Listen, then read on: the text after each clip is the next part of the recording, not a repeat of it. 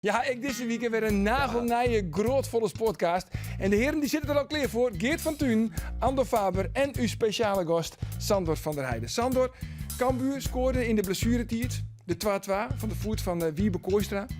Wat denk je, hier stoot die goal maken? Nou, waarschijnlijk. Hier zit je.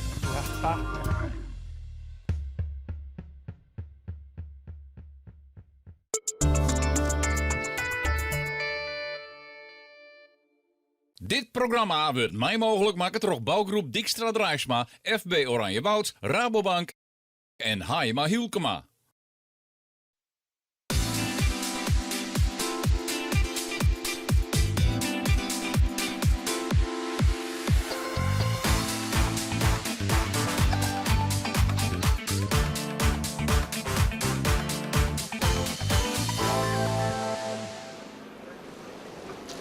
Goedemiddag en welkom van de Hegememar. Welkom van Woordzijn. Hebben we tredje scootjes van de SKS-vloot. Haar een deadline bij de suprematie van Grauw. Of komt er misschien nog een verrassing? Daar zal ik het nou over hebben. Maar uw eigen analist Dini Visser. Dini, welkom. Ja, we komen natuurlijk van Starum. Dat wie wel hele oren omstandigheden als nou. Ja, de meesten moeten je het wel weer even omskakelen. Het is een hele oren wien en wetter dan vorige week. Dus er moet al even oors handeld worden, is maar aan boord. Ja. Want daar zeggen we echt de wegen hè, op Isomar. Nou zeggen ze, ja, ze hebben het ook krijgt treien. Maar daar heeft die bedenkingen bij. Ja, ik denk misschien op het eind van de middag dat het die kant natuurlijk gaat, maar dat ligt het er nou nog net op. Dus dat maakt het ook wel ingewikkeld, denk ik. Hè? Want je hebt eigenlijk twee verschillende windtypes. Het is nou misschien twee, maar dan had het zeker. Dat vind ik al ambitieus, zeg maar. Maar kun je dan wel zielen met zo'n ambitie wien? Met twee? Kun je dan prima zielen? Jawel, ja, dat is hartstikke mooi. Dat is een hele oren-dynamiek. Dus je moest heel geconcentreerd wezen. De drukverschillen ben groot. Dus je moest heel gefocust. Waar zitten we waar net. Dat is heel uitdagend, heel oors, maar ik zeker heel leuk om te doen. Ja. Wat bedoel je dan van de drukverschillen binnen hield iets verschillend? Nou, als er heel weinig winst is, dan is dan moest heel voorzichtig handelen. En dan in één keer komt er een vlaag. Dan is het verschil in wien-kracht is best wel groot. Dus daar moest heel goed op anticiperen. De kerst net steeds hetzelfde doen. Maar de windkerst, nou ja, dat is gewoon vol gas on en gaan. Maar ja, hier moest het heel goed omvielen. Het moest heel subtiel wezen. Er was natuurlijk ook jarenlang adviseur van die Hoyt op het scootje van Snits, de Snekenpan. Ja, en je zorgt op het achterdek altijd van, ja, vooral de adviseurs, van waar komt de wienwaai, waar zorg ik een vlaagje. Ja, kiest u uitlezen, weet je dit on Schenk? Ja, je moet eigenlijk continu de dingen om je heen in de gaten houden. Dus op het wetter kan je het verschil zien. Ik weet niet als dat Sashen kerst, maar de kerst het zien aan de kleur op het wetter. Welke kant komt de wien waai. Maar ik wil de vlagen op de skippen. Maar ik in de baan, waar komen die over de skippen? Hoe heb je de wien? Laat ze aan die kant van de baan zielen. En, hoe wie dat? Dat moest eigenlijk continu in de gaten houden. Op Isomar is natuurlijk, ja, dan is het altijd Wien. Maar hier is er natuurlijk ook een eilandje in de midden. Daar moet je rekening mee houden met bosjes. Want dat heeft al hier, ja, de kinderen dat zien invloed hebben. Ja, zeker. En again, in de midden wordt het warmer, dus daar verandert het weer van. Dus de adviseurs die hebben het heel druk. Ja. Dan de route. Want de Leute weer een songlaas zien. Net elke nien is er lieke gelukkig mooi. Maar laten we eerst even hier naar de wedstrijdleider. En dat is Bart Lekkerkerker. Hij is de wedstrijdleider. Het is voor hem een primeur. Hij doet het voor het eerst. Ja, en dat is dan voor de allereerste keer best wel een beetje spannend. Ja, natuurlijk. Het is niet het minste. Ik loop al heel lang mee binnen de club in Woudsen, altijd als vrijwilliger. Maar om als wedstrijdleider op te treden is toch een stapje verder. En het heeft wel een beetje een stukje spanning, ja. Ja, want er zit ook behoorlijk de schienwerper op, hè? Ja, inderdaad, ja. Nou, wat heb je besloten van Joert? Wat voor route komt erin? We gaan vandaag een zandloper varen. Dus baan A, zandlopen bakboord om. Een lange, smalle zandloper. Dat doen we omdat we eigenlijk zowel een goed kruisrak erin willen hebben, of 2 goede kruisrakken en 2 voorderwinsten rakken. Om eigenlijk alle facetten van de wedstrijd te kunnen hebben. De afweging was ofwel die zandloper of de op- en delbaan, die alle schippers heel graag hebben. Maar waar een grote onzekerheid in zit als de windschift. Dat hebben we zoals we op Elehuizen gezien hebben. En dat willen we eigenlijk voorkomen. En wat mij betreft zijn de voorspellingen voor vandaag dan toch net niet zeker genoeg om die keuze te maken. Voor morgen is dat open. Vanmorgen, we hebben de inhaalwedstrijd morgen ook hier, morgenochtend om 11 uur. Als het weer het toelaat, dan overwegen we om dan wel die op- en del te doen. Want dat hing het dus echt van die wienskiftingen dat je zei van ja, dat doe ik dan net om. Want dan maakt die baan verlezen en dat slag het net. Ja, dat is het grote verschil. Een zandloper kun je eigenlijk, alle schiftingen kun je op anticiperen. Door elke keer 1 boei te verleggen en dat lukt goed. Bovendien is de baan zo lang dat het niet gauw voorkomt dat in alle rakken boten zijn. En die dingen gebeuren dus in een op-en-delbaan wel. En dan heb je zowel het voor de winst als het aan de winstrak heb je schepen zitten. En eigenlijk moet je die hele baan dan ook in 1 keer omtrekken. En dat is gewoon heel moeilijk te doen. En dat kan met een zandloper een stuk makkelijker. Zo'n jezelf toch ik liever die op een delbaan van? Zit er wat meer in? Nou, daar verschillen de meningen over. Ik vind de Oppendijl ook een hele mooie baan, absoluut. En eigenlijk zit daar het meeste in, als je wat van die kleine schiftingjes hebt, dat je daar winst kan halen uit de keuze links of rechts. Ik vind hem zelf ook heel mooi, ik wil hem er graag in leggen. Alleen als het fout gaat, nogmaals zoals op Elehuizen, ja, dan is het ook meteen niks meer. Dan vaar je halve wind carousel en dat willen we niet. Van de middag is de start. Hè? Zie je hoe twaan klinkt het startschot. Ik heb weer met een paar skippers praten en ze het alle hoe die start. Het is zo belangrijk om er dan bij te zitten. Ben je er een beetje benauwd voor dat het weer een griebers wordt bij de start? Ja, schippers zijn gretig. En misschien dat nadat het SKS wat voortduurt, dat die gretigheid minder wordt. Maar ik ben bang van niet. Ja, het is aan hun. We proberen een voldoende lange startlijn erin te leggen en zo recht mogelijk. Een klein beetje voordeel aan de pinend. Maar uiteindelijk zijn het de schippers die het moeten doen. Ja, en we hebben alleen de keuze om of een normale start te doen of een Japanner. En dat boezemt kennelijk toch wat te weinig angst in. Misschien op de lange termijn aan een zwarte vlag denken, maar dat is niet aan mij om dat te beslissen. Dat zijn uiteindelijk de schippers die het moeten doen. Zwarte vlag wordt wel in de IFK's-broek en dat betekent vals starten, dan mag je net meer mooi van. Maar hier is alleen nog de keuze gewone start of de Japaner erin. Wat is het plan bij Jimme? Als er 1 keer vals starten, we dadelijk de Japaner erin? Ja, wat mij betreft wel. Eerst een normale start en een tweede volledige start is Japaner. Ja, dan gaat het dus toch weer over de Japanner. Kun je nog 1 keer uitlezen, Dini? Wat is nou weer die Japanner? Ja, dat weet ik wel. De butenom-regel neemt. Een minuut voor de start, dan wordt die vlag hezen, of gaat hij weer naar beneden. In 5 minuten schat komt hij al te hingen. Een minuut voordat de start begint, is hij eruit. En als dat ding naar beneden niet, mag je net meer door de startlijn komen. Normaal mag je wel doorheen en kerst er weer achter zakje. Maar als deze vlag hezen wordt, dan mag je binnen de minuut net meer door de startlijnen. Doch staat wel moest buitenom om het startskip of om de orenboei heen, moest we weer om en opnieuw starten. En dat kost natuurlijk alweer extra tijd, extra meters. En dat doen ze dus eigenlijk om een beetje angst in te boezemen dat er net te vaak een valse start is. Ja, klopt. Dat is de reden om dat te gebruiken, ja. En dat helpt net echt. Nou, over het algemeen best wel. We gingen nou van de vorige week 1 keer dat het net hielp echt. Maar over het algemeen helpt het wel. En zeker maar dit waar, het is te kostbaar om nou nog een keer te starten. Want dan komt het helemaal nergens, denk ik. Maar nou is ook weer die start van levensbelang natuurlijk. Hier en daar met deze route. Maar in op-en-delbaan zijn er nog voldoende mogelijkheden om misschien nog in te helien. Maar mijn Songlass, wat vind je nou eigenlijk leuker? Een Songlass of een op-en-delbaan? Ja, ik vind ze beide heel leuk, als ze er maar goed in lezen. De Songlass ken ik prima. Die is wat makkelijker bij te sturen. Mits, er is altijd een poort vrij als het goed is. Dus die kerst dan verlissen. In het volgende rak kerst de orenpoort dan weer verlissen. Dus dat is best minder kwetsbaar. Als hij er goed in houden wordt, is dat ik een prachtige baan. En hij leidt er nou mooi smel in. Dus dan was ik altijd wel mooi voor de winstrak. Dus ik denk dat dit voor Joert een prima keuze is. Ja. Op een delbaan dwarren ze eigenlijk net aan. Hè? Want ja, de wien is wat skifterig. En dan moet je gewoon alle ton maar omgooien. Ja, dan heb je gewoon eigenlijk, ja, dat zorgt voor stress. Nou ja, en je zat bij de gatesbaan of op een delbaan broeken, is hij, dan kerst hem alleen nog verlezen terug door een kerst de blauwe boei erbij lezen. En dan makkelijk dat kerst wat dingen corrigeren. Daar is wat meer tijd inbouwen, maar die onderste gate die moest dan ik nog helemaal verslepen. Dus dat kost zoveel tijd. Ja, en ze zitten al jaar in een verschillend deel van de baan en dan kerst dat net verliezen. Dus dat is heel kritisch. Ja, dus een lang, smel Songlass.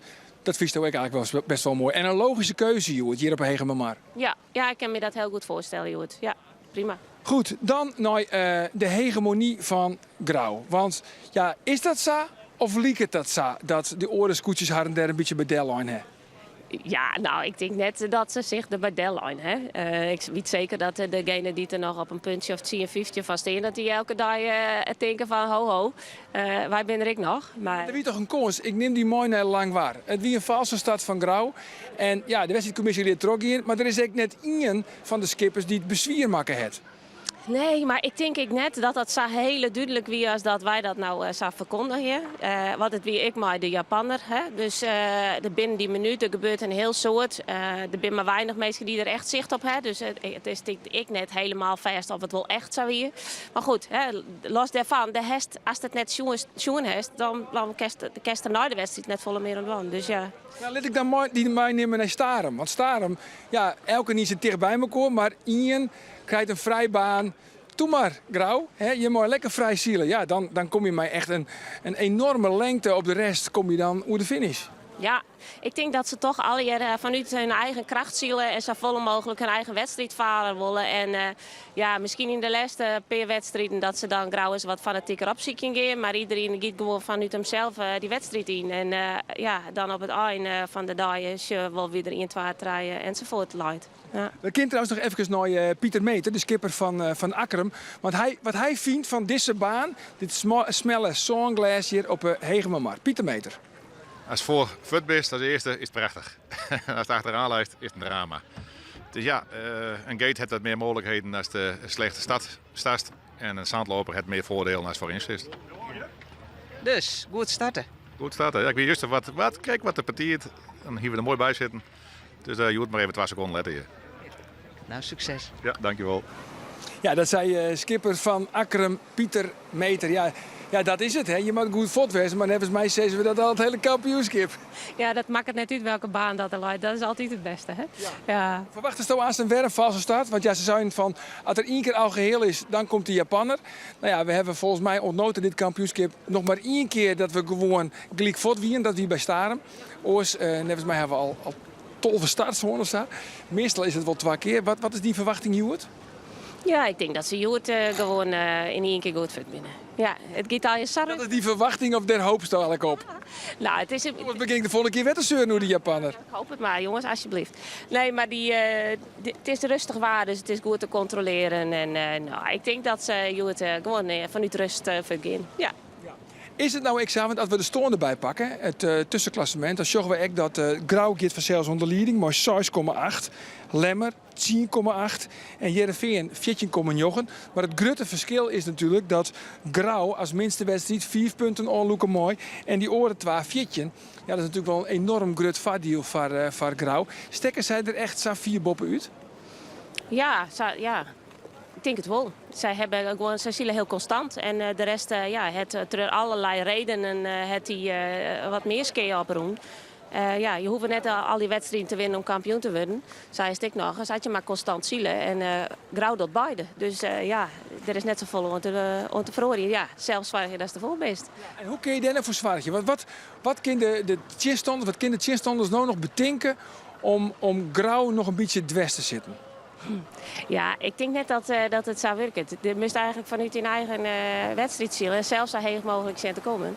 En misschien dat is dan op het laatste, in de laatste 2, 3 wedstrijden dat het dan al wel dichter bij elkaar leidt. Als het om de laatste puntjes gaat, ze elkaar misschien wel wat opziekje. Maar in de basis denk ik net dat ze Joert en Moon en Orenmoon uit aanzetten.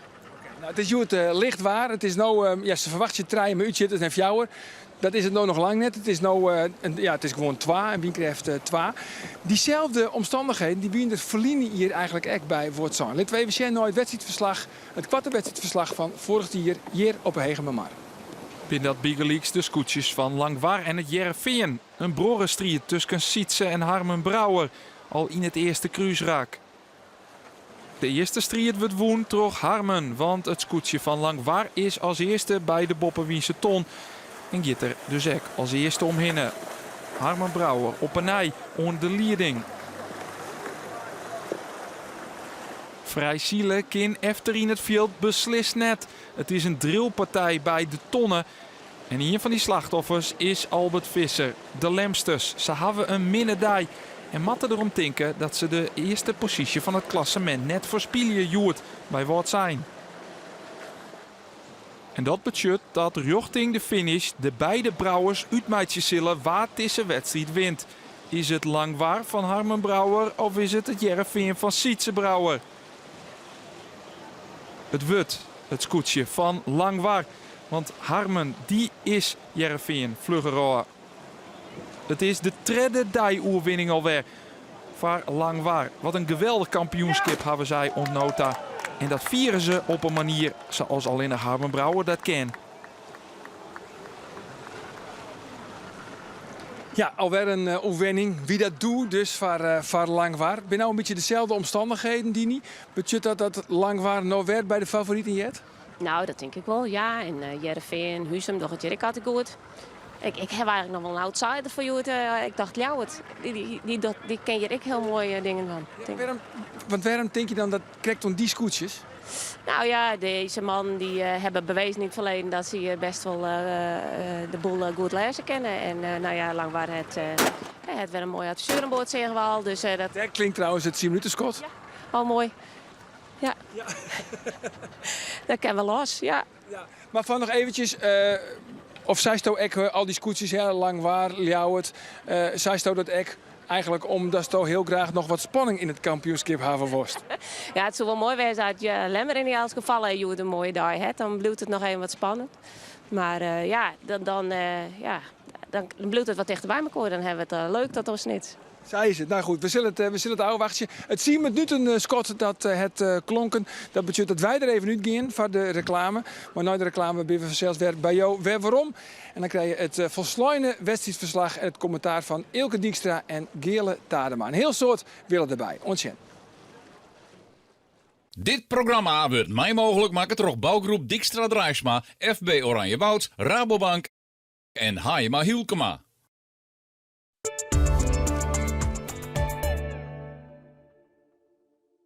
Welkom en goed dat je er bent. Want het is weer sale bij Wem Boulevard Ietsma. Bij kwartings tot 20%. 20.000 kantenmeters, tafels, stoelen, banken, bedden en nog volle meer. Zo'n soort kwarting, daar krijg je energie van. Sale bij Wem Boulevard Ietsma in de Peen.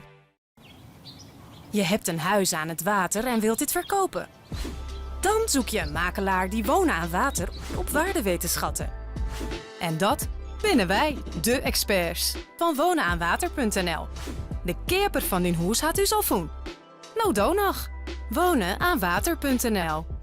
Bist u op zoek naar een nieuwe uitdaging? Was een oerstapmeidje qua werk of misschien een nieuwe cursus dwaan? Kom dan naar Werkstart voor een vergeefs gesprek over die carrière. Wij zijn actief in Noord-Eerst-Friesland en helpen daar graag met de volgende stap.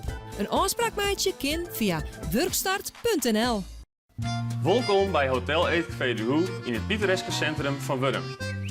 Als 5e generatie van De Hoe nodig ik je van harte uit om de gemoedelijke sfeer te komen proeven in uw 100-jarige familiebedrijf. Wij ontvangen jou graag in uw gezellig eetcafé, uw sfeervolle hotel of voor een arrangement in een van uw sale. Wij zorgen jou graag bij u in Wurm. Met de wind in de haren en de kracht van ambitie in de zeilen. Skippers van de SKS, zeil naar succes. Van de Let Partners Marketing en Webdevelopment. Krutske co-sponsor SKS. Bij Wooncentrum S van de Berg in Nijbeets worden je lokkig van de prijzen. Want het is happy sale. Bij kwartingen ongeveer 60%. Kom gauw naar Wooncentrum S van de Berg.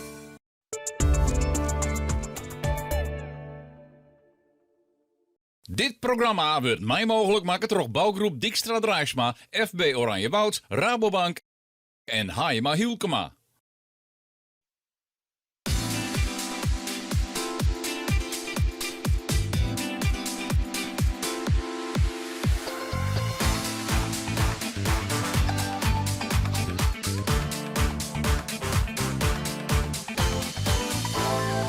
Klopt, hè?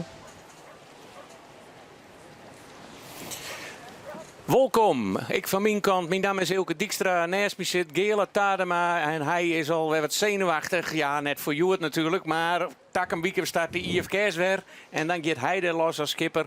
En dus zaakkundig op het gebied van scootjesielen. En die zullen jou het mooi begeleiden tot de wedstrijd heen. Hier op Waard zijn. We hebben de scootjes het 10 minuten Scott al jet. Ondertussen zitten we Even zien, we checken we het even op 6 minuten voor de start.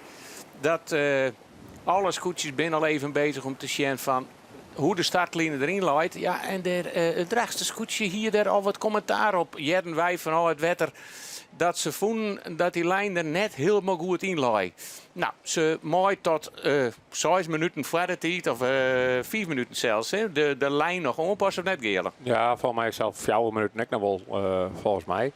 Maar het is nooit heel noffelijk, omdat op het laatste moment nog aanpassingen rond te doen. Maar nou, we krijgen de wedstrijd direct. Nou, op voorhand heeft het volgens mij helemaal goed in. Een mooi zanglijst erin met de ton mooi tegen bij elkaar. Krijgt Boetenek, ja, het leidt echt wel een mooie baan in. En de winstvoorspelling wie misschien nog dat er iets meer winst in is dan dat er nou staat. Maar ze kunnen er nou toch wel aardig doorheen. Dus die trein zullen nou toch wel staan. En ja, het belooft op voorhand een hele mooie wedstrijd te worden met de baan dat die erin leidt. Ja, en dat is wel mooi aan het zanglijst, dat ze die mooie smelmeidjes. Zo'n zanglijst is wel mooi, als er maar via de winning zit. En dan is het een hele mooie baan. En dan maakt het op zich net zo dat het dan een zanglijst is of een op-en-delbaan. Daar zit liever volle street in, als het via de win maar streethak is. Ja. Dan hartstikke mooi dat die baan snel loopt. Dan Ja. krijgt haast in feite een gate. Hè? Dus alleen nog bij de onderste ton is er dan een verhoring. Ja. Maar het gitter eens om dat de voordewind zijn rekker goed inloopt. En dat het er goed inloopt, het betekent dat ze echt plat voor de wind. Dat de loert nooit de loert in de vakmat, zoals dat heet. Ja, nou als je nou dan een beetje aan de onderkant zit, of aan de leibolder, dat is een beetje de wind die te zeilen hebben, dan kun je altijd voortgrijpen met verderwind. En met romwind kan dat net. Ja, en dan als het voortgrijpen kiest, ja, dan kun je gewoon meer snelheid meidje. Dan kun je zien als het vrij voorkomt, dus dat is voor het oorskip komt. En dan heeft het rug bij de tonnen, dat is als eerste meist. En dat is wel interessant als je om dezelfde tonnen kiest. Dus ja, ik ben heel nieuwsgierig hoe het goed gaat. En maar op voorhand een soort vertrouwen in hoe de wedstrijdleider het betocht had. Hier een duidelijk verhaal. Ja, Hè? heel degelijk. Gewoon, Daar herken je een goede wedstrijdleider op. Ja. Hè? Die gewoon alles in zich opneemt, maar het toch goed verwoordt en onjouwt van ja, dit is mijn plan. Ja. En zo kan ik het uitvoeren. Ja, ja. En lijkt zeker, hè, de penijn, dus de onderkant van de tonnen wat op voordeel is. Nou, dat just nou eigenlijk, alle scootjes positioneren zich ook wat aan de onderkant bij de onderste starttonnen. Dus net bij het startskip, maar op de onderkant. En ja. Maar ik weet net, daar heb geen ervaring denk als wedstrijdleider, maar haast natuurlijk wel een soort mooi maken bij wedstrijden. Hoe volle druk zit er op zo'n wedstrijdleider? Is natuurlijk ook een vrijwilliger, die doet het 1 keer in het jaar. Dat ligt mij hartstikke lastig. Ik zit meestal in een positie dat ik er wat van vinden kan. Zowel je zelf zielen als nou. En dan is mijn wedstrijdleider, ik denk als de verwachting hebben, dat het nooit goed van kiest. Dat is correct als een skiersrechter in het voetbal. Ja. Dan krijg je alleen maar commentaar aan. Nou ja, doe krijgt alleen maar wat die jaren dat net goed is. Als het wel goed is, ja, dat is normaal. Nou, en dat wordt wel steeds. Dat is best wel lastig. Maar deze wedstrijdleider had een goed toen uitdacht, had een plan. En dat is vaak het belangrijkste. En aan de voorkant het uitlezen, dit is mijn plan. Nou ja, en dan 80% van de plannen lukt en 20% van de plannen lukt net. Nou ja, en dat moet je dan accepteren en dan de volgende keer beter. En de skippers heb ik wel eens een minder slag. Maar die maakt je meer fouten dan de wedstrijdleider. Maar ja, dan geven we naar je klassement. Grauw, trots onvierder. Maar we zitten op de 6. We hebben 4 wedstrijden gaan en nog 5 te gaan. We zitten nou maar op de helft. Ja. Nou, we zullen er hier een wedstrijd minder. En normaal gesproken best hier op wat zijn, dan heeft al zo'n wedstrijd zielt en dan zielt er nog 4. En nou dus je het klassement even in. Grauw, 6,8, 10,8, 4,9. Verschil met net zo goed. En als je er nou gaat, als Grauw, ja, dat even as, hè, de asvraag, maar hij kan nog 70 punten oprennen, hè, Grauw. Als nog 4 keer laatste was. Dus in principe, ze hebben natuurlijk goede kaarten. Ja. Ze laten zien dat ze stabiel binnen. Dat laten ze al jaren zien. Maar Vlietnier roemt ze het direct op, hè.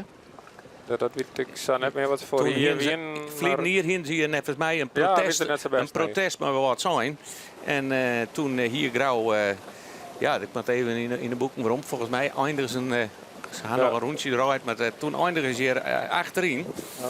En, Nou, als je de opinie is wel dat Grauw al kampioen is of wel kampioen worden zal. Maar ja, Xavier is nog lang net natuurlijk. Hè. tredje in de wind zeer, Vlieten.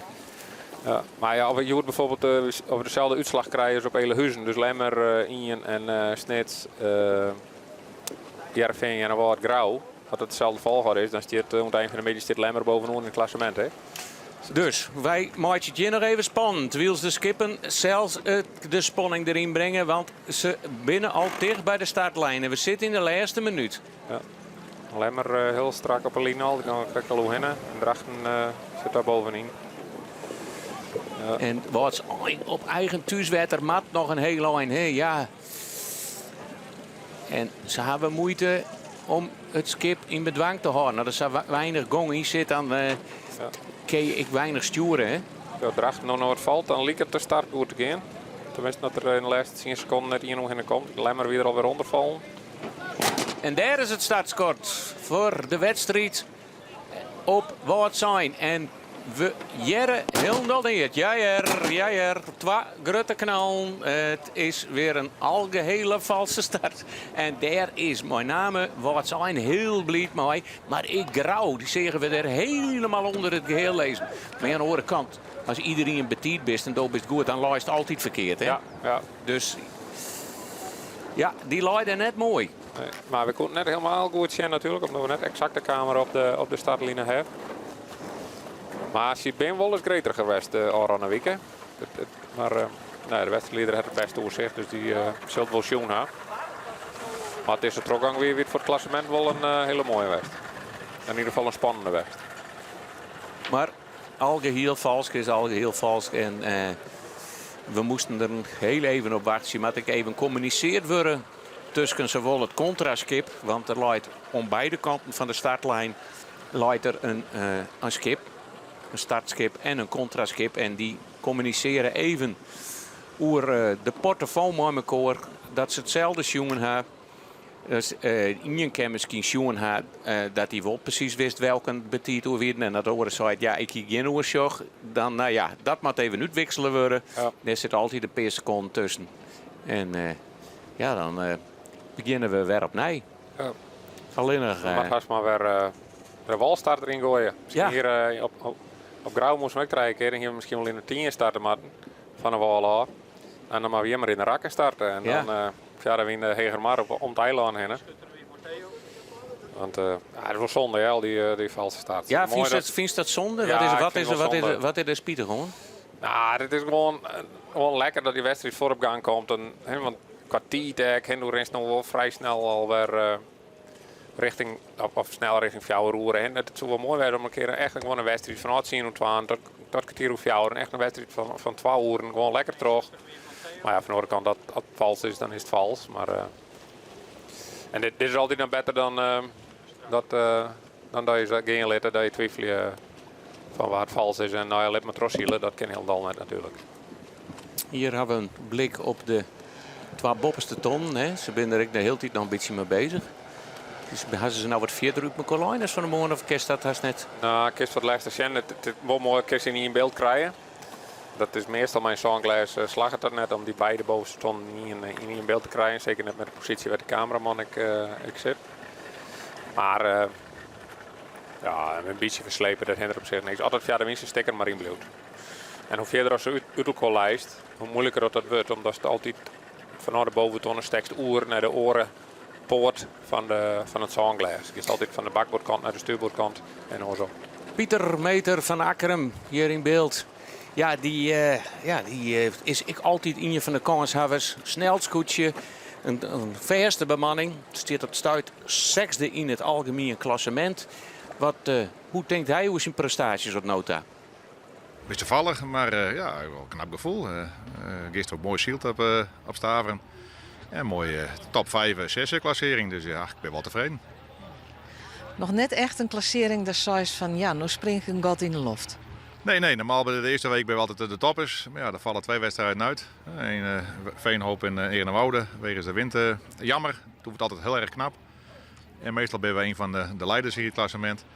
Maar ja, je mag niet klagen. Het mooie weer komt eraan, dus wij nog 5 wedstrijden. Het mooie weer is het Akramwaar. Ja, we moeten even zeggen. Het is al je naai. Een nieuwe formule, nieuwe zeiltjes. Normaal wist je een beetje waar je stond. En nu ligt alles open.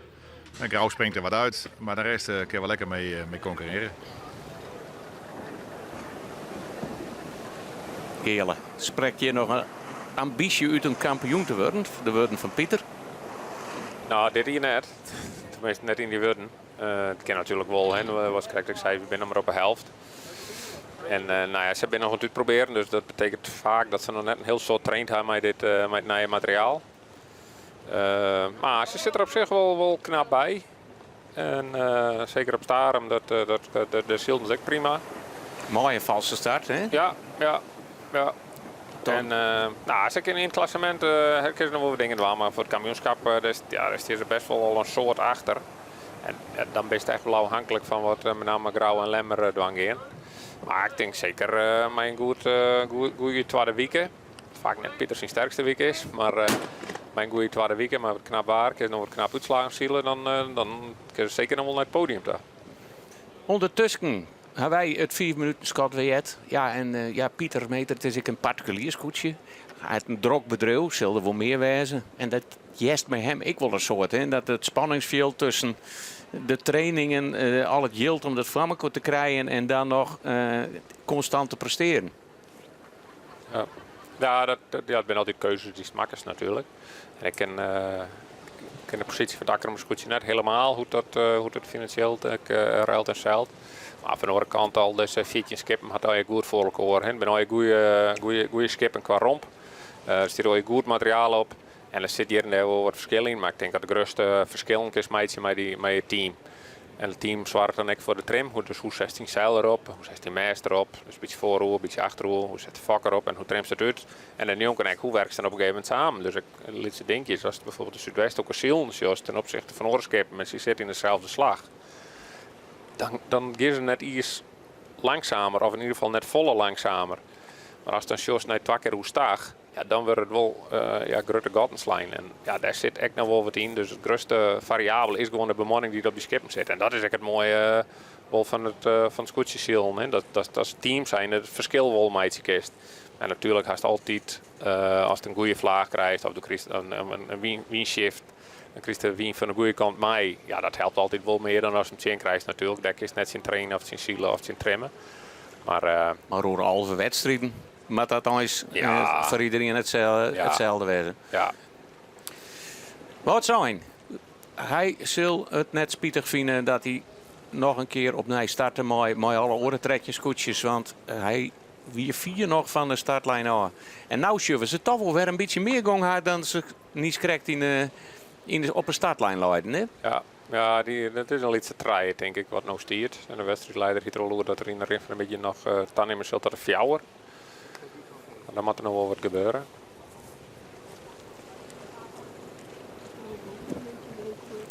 De jouwer. Ik nog wat wisselvallig. Ik kan mooi 2 plakken bij. Maar ik mooie starts en achteruit zakken. Met name in de start had hij nog wel wat uitdagingen. En ik weet het zelf ook nog wel van voor hier in mijn eigen wedstrijden. Dan op een gegeven moment moest ik een beetje in dat ritme komen. Dat is lekker een startsmeidje is. Als hij steeds in ons is en het slag het net, dan wordt het op een gegeven moment ook een beetje. Dan is er op ziekje en dan. Is het forceren? Ja. En dan zit ik nog denk ik altijd bij Sjen. Als het dan een valse start is, dan is het een goeie.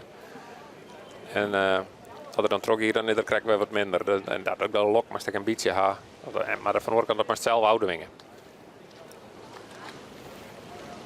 Wils, we alle scootjes alweer langzaam naar de startlijn varen sjurren. Nog wel de meesten op het stuurboord. Ik alweer wat remmen. Prachtige loften. Wat jouwer nou ook zit, die zit onder snits. Dus die kan eigenlijk pas draaien dan op het moment dat snits draait is. En dus de wust nog eigenlijk een beetje zilt. En dan kun je zelf eigenlijk net met die keuze meidje west heen worst. Dus echt op 4 minuten voor de start, maar het al of 3 minuten al. Nou, dan moet in ieder geval zwaar dat het altijd zelf bepalen is als het hinnekist. En dat kan misschien net altijd. Maar ja, nou zit er onder, dan moet je gewoon wachten of dan moet je het voortgrijpen. Maar ja, dat doe je daar eigenlijk net meer op een dikke minuut van de start. Nee.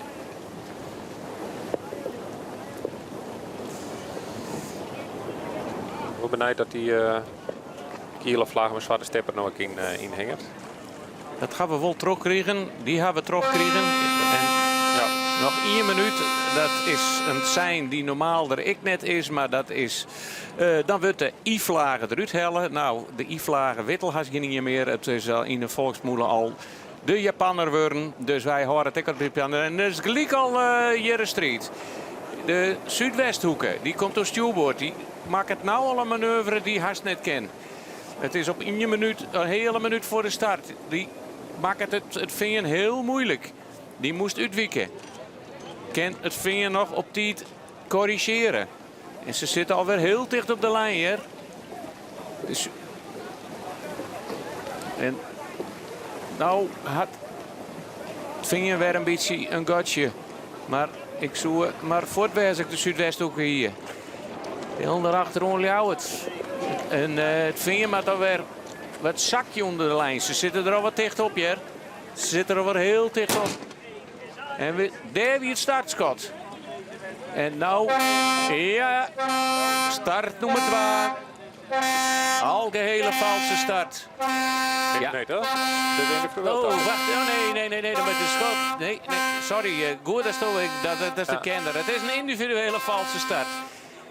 Ik meen dat ik een schotje heb, maar het bent horensignaal. En met horensignaal, dan schudt iedereen op het achterdek achterom welk nummer het is. Ja, zakken wij het net zien. Zak hebben we het wel zien. Het is nummer 3 de Zuidwesthoeken. Nou, dat verzeiden we al, want die maken er een hele rare manoeuvre op lijst. En die moesten voortwijzen. Ja. De Zuidwesthoeken, die mat op nij. En die had het al jongen. Die is al boeten om het tontje. Dan had er gelok dat er weer helemaal op tuin ziet, hè? Ja. Ja, Huzum ligt een hele mooie start te gaan. In de midden en bij de Heegvoort. En het vingen komt er, die is helemaal bij de pin aan het starten. En dan geven we eens even zien. Grauw achter het vingen. Weet wat opsluiten terug snits. En dit is wat zijn. Komt het wel 2 keer op zijn plak starten waar die starten voor. Maar lijkt het er net goed uit te komen. De nummer 2 in het klassement. Lemmer. Waar zit Lemmer een beetje? Die had een redelijke vrije start. Die had van geen lijst. De ben gelijk al een peer die trot de wing in. En hun keuze maatje. Zeker degene die bovenin start ben ik in Hastal hier direct al naar stuurboord. Waar bij Huzum als eerste gang. Dus die Celluline aanvliegroute best wel... Akkerum helemaal onderin starten. Die zien we nou net. Maar Langwaar komt ik net best uit de start. Maar Akkerum krijgt hem heel mooi heeg. We hebben hem net in beeld, maar die komt heel mooi heeg, helemaal onderin. En daar zit Grauw. Grauw zit er ook wat tussen. Het ideaal van Akkerum is dat hij hem daar op bakboord heel heeg krijgt. En dan krijgt hij hem over stuurboord leeg. En dat is met name de slag met de afstand naar de tunnelbruggen, maar dat denk ik. En dan maar dan kunnen we dat ze nog iets verder terug zetten, dat ze op bakboord minder krijgen, dat ze dan die invloed van die wal krijgen. En dat ze dan op stuurboord hem wel heeg oppakken kunnen. Het vingen, die komt er toch aardig uit. Maar had hem direct minder. Het is Huzum die hem heel mooi krijgt. Nou zien we daar het witte scootje. Laat hem daar stiet ik wat meer wien, hè? Want dat is nou ik bepaald. Hè? Ja, en volle heger. Hè? Dan, volle heger. Dan de stuurboordslag werd Heerenveen. En Grauw in zit. En met name, ja, laten we toch, het is des, ze we toch nou zien. Maar Grauw leidt naar bakboord. Maar het wil die hele slag maatje nog. Ja, maar die zullen hem iets verder terugzetten naar de Walta. En dan hebben ze waarschijnlijk al zien dat er de stuurboord wat heger is. Omdat die wal, ja, die heeft dan wat invloed op die wien. En die wienrichting is er toch iets oors. Maar zo Douwe Visser van Snits als hij zei, de oude rekening is bij de bopetonnen. Ja. Nou, daar komt hij straks op stuurboord om. Ja. Dus en dat maakt het wel gevaarlijker. Ja. Hier zien we helemaal rechts Grauw in beeld. Die is door de wingong. Ja, en die krijgt er toch een mooi windje. Ja, kijk je mooi in beeld zien, helemaal links. Hè. Hij is best wel wat meer druk dan Orenskip, zodat het ligt. Ja, en de zorgen dat goed ontzag achter het schip. Hè. Daar toch kerst ik zien de snelheid van de scootjes. En dan lieke Huzum heel mooi voort, maar daar... Dit is Akkerum. En Grauw en Akkerum erachter, ja, Huzum daaronder helemaal. Maar Grauw zit je nou, die krijgt je nou de mooie win. Ja. En laten we dan maar het bij Douwe Visser zien worden horen. De start die is bepaald bij de eerste boppeton. Want het is toch het wat lichtere waar. En ik de wien die daarachter, die bjemkes van de Indiek, wat waar komt, ik heel wisselvallig. Hè? Ja.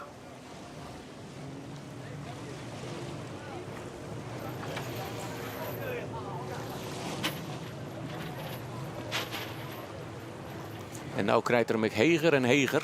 Ja. Grauw. De Jereveen en Snits die ben wat eerder naar stuurboordgang. En ja, die hebben net die invloed van die wal. Dat die richting daar iets oors is. Dat die gewoon beter is. En dan... ja, een groot verschil al met grauw. Nou, je is juist linksboven al de tunnel is. Ja, hier is juist hem. Ja. En Akkerum, of Huzum nog helemaal rechtsboven in beeld. Ja, dat is nog een hele afstand. Wils nou grauw, ik wat afsturen mat. Ja. Maar hij zit wel aan de goede kant van de tonnen. Ja. De Jouwer, wat zijn? Die ging hier wat achterom. En ik, Harmen Brouwer, had van Langwaar had een minne start.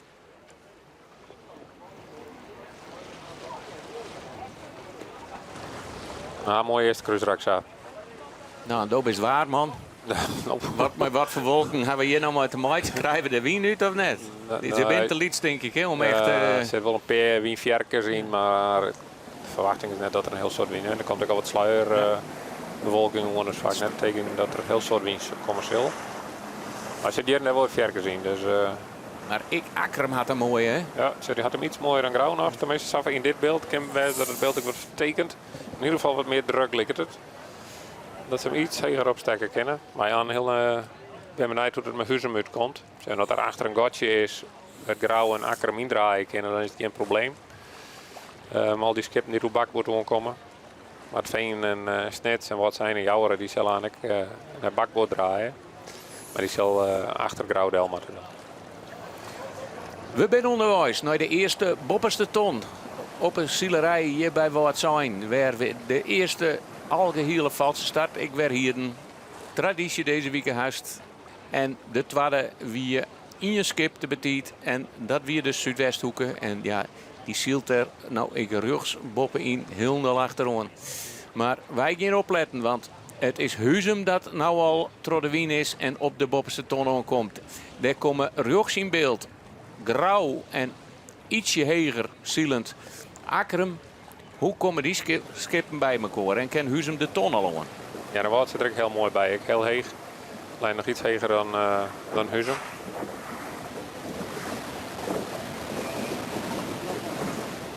Bakboordronde, hè, deze tonnen met de gele pet. En dan liek dat ze hem al haast ronden, maar nou zien we dat ze er toch nog een hele aan zitten. En nou komen de scootjes goed dicht bij elkaar. Nou Kevin Sjen. Grauw, Huzum. Huzum zal de verdeel gaan en grauw hier de vakken al wat los. Maar Huzum... Maar Gonger achterdeel gaan, ja. Huzum gaat er verdeel.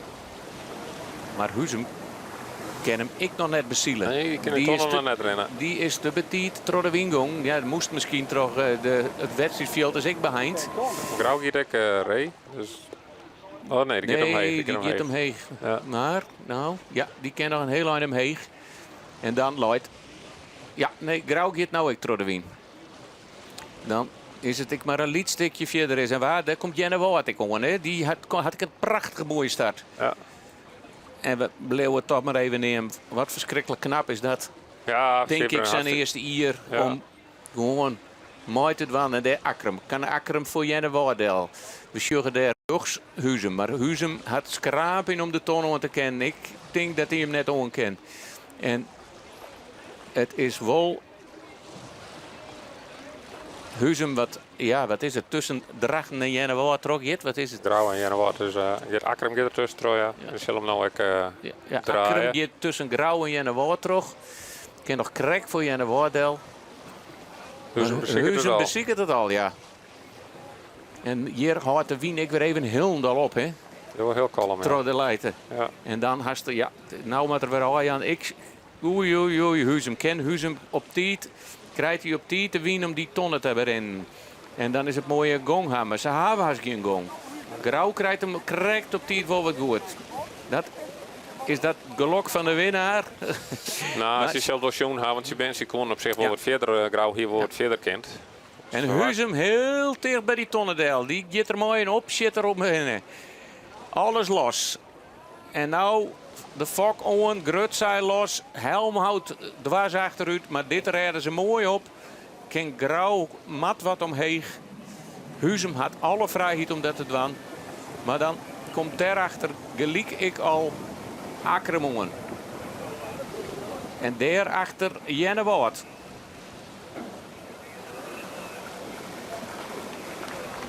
En nu moeten ze in het Vlaardewiense rak op naar de onderste ton. En daar kan denk ik Pieter Meter van profiteren. Want daarachter valt een gotje, hè? Ja, dan wordt het ook nog schrijven om die tonnen te hellen. Het voordeel voor Huzum hier, die heeft vrije wien om die tonnen te hellen. Ja, dan wordt het echt last van Grauw en van Akram. En daar gaat Jereveen dan. Die maakt het er weer gebruik van. Die dendert mooi volle snelheid oer het Jennewoordse scootje heen. Maar gelukkig was nog geen scootjes jongen die de tonnen rekken had dit hier. Dat is ook wel heel bijzonder. Ja. Nou, ja, dan wordt dit er nog net.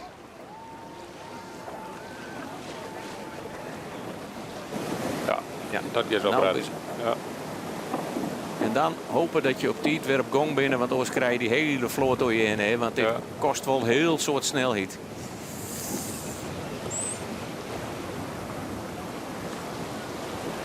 Nou, we noteren alvast de eerste tonronding. Het wie Huzum die als eerste om de tonnen kwam, maar naast hem zullen via het Grauw, het tweede, Treien, Akrum, Fjouwer, het Jereveen en 5 Jennewoord. En nou komt de rest van het veld op de bovenste ton aan. En de jouwer is ondertussen om de bovenste tonnen heen. Hè? Ja, en dan komt Lemmer. Ja, want ja, die maar goed in de gaten hoor. Dat is de nummer 2 in het klassement. Ja, en die shirt. Zien neef Douwe je toch gelijk al goede zaken van sabatiet in de wedstrijd. Ja. Voor ze vol als het wurg is, want we zijn nog maar correct onderwijs. Lemmer op het zondeplakje. En dan is Ljouwert op het 8e plakje. Snits Njoggen.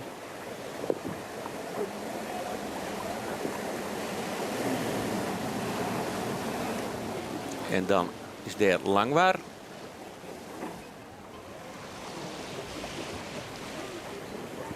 Die noteren we als het ziende. Dan zit het veld nog heel dicht bij elkaar. En dan is dit toch alweer mooi een valse start. De Zuidwesthoeken. Die is er toch mooi een mooi slagje nog bij kwam. Op het 11e plakje.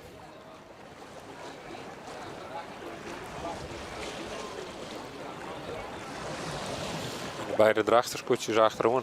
Ja. Wat zijn daar nog achterstaren.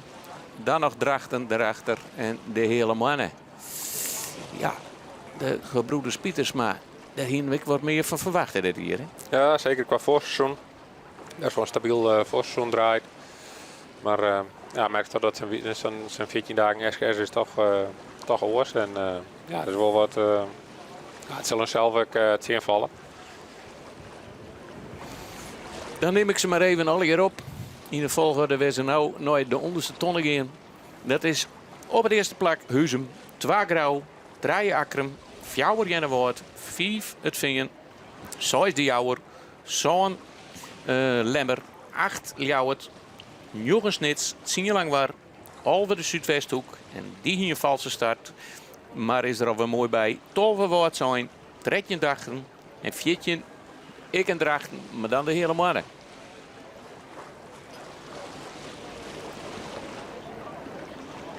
Nou, dit is mooi van deze baan, hè, dat er verder winning zit nou. Ja, dan wordt Gijp voort, het wordt les van die skippen die achter hem komen, die dan wat de wien uit de zeil nemen. En past in koers iets aan. En Gijp naar stuurboord daar en had dan meer vrije wien dan dat er op bakboord is in bloed. En lijkt al dat er nog heel dicht op Huzum zit, maar in Oostaan zit er nog wel wat verschil in. En dat het nou echt heel wien was, ja, dan hier is er gewoon achter ons schillermatten. Nou, zo mooi volgende ton is stuurboord om. Nou, dan zit Huzum net helemaal lekker om die kant. Hè, want dus Grauw en Akram die pakken echt de andere kant van het wedstrijdwetter. Maar Johannes. Celsius had dat die wien van achteren toch wat meer in de hoek komt waar zij zitten. Blijf maar zelfs nog even oerstekken. Dus ik naar stuurboordgang. Dus ik probeer die wien hier tussen wat zijn in Zuidwesthoeken. Er zit nog wel een gat. Dat de wien tussen trofvallen kan en die wien proberen ze op te vangen. Want ja, het is één groot gedien achter die. En iedereen ziet het zijn eigen vrije wien. Ben er ook scootjes die eigenlijk zeggen van nou ja, dat is een vrije wiensieler of dat is een onder wiensieler. We zeggen dat de eerste wedstrijd op Grauw. Hoe volle gong Grauw hier in het vrije wiense rek. Ja. Nou, ten opzichte van vorig hier is er nu ook een 4 kilometer bij. Nou, in de wien is dat gewoon 100% voortstuwing. Dus daar heeft gewoon 100% profijt van die 4 kilometer. En dat is juist nou echt get. Zij rennen echt wel via de wien rudder. Maar in jongen mag echt nog wel de betere wien ziekje. En ja, daar kist dat met Douwe en Albert Visser, de zoon van Douwe en Tammo Oosterhof. Ja, die pakken dat wel op. En die hebben van tevoren al bepaald op welke kant dat ze dat via de wien zijn raket doen zullen. En eindelijk let Huzum dat ik een beetje let dat iepen. Het komt ook een beetje door die tonronding natuurlijk. Hè. Huzum moest er mijn opzitters omhinnen. Dus Grauwe Leier al boven. Dus ja, Huzum kon eigenlijk maar in je ding. En dat wie vallen en zwaar dat de vrije wien aan de onderkant krijgt. Nou ja, dat zegt ze door wel iepen voor Grauw.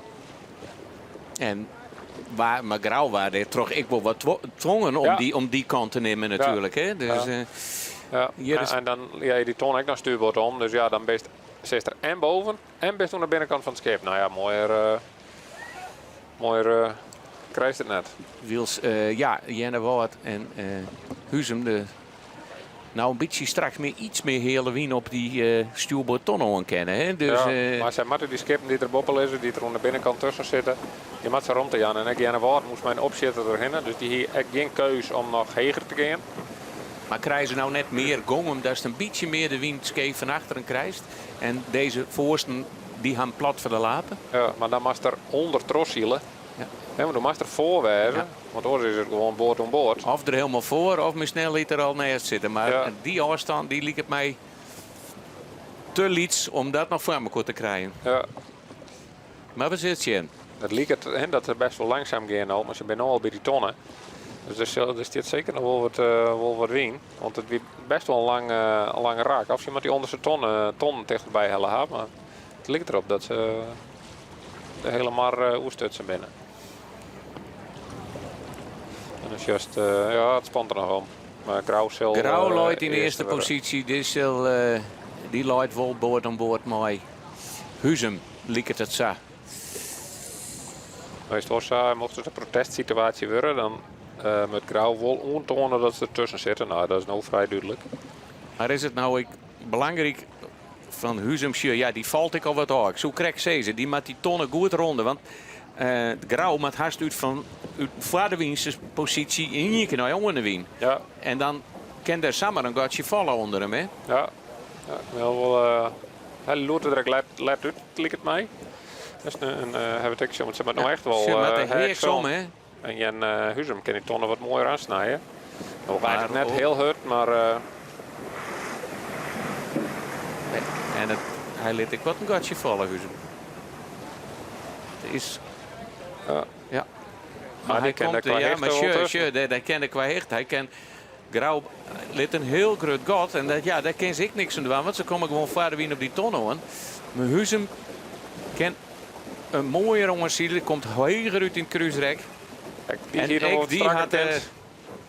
En nou denk ik dat hier Jenne Woord wel een beetje het slachtoffer worden is van de koers die hij daar verder maken had. Er komen aardig wat scootjes tussen. Ja, die komen eruit tussen al die trein, denk ik. En Akkerum, ken die een mooi onder Heli. Die kwam ik wat meer van Vlaardewien uit.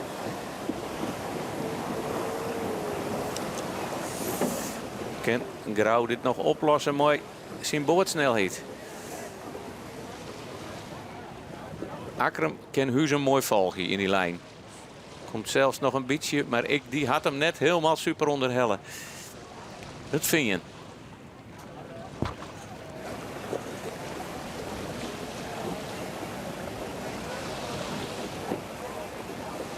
Der volle gatjes.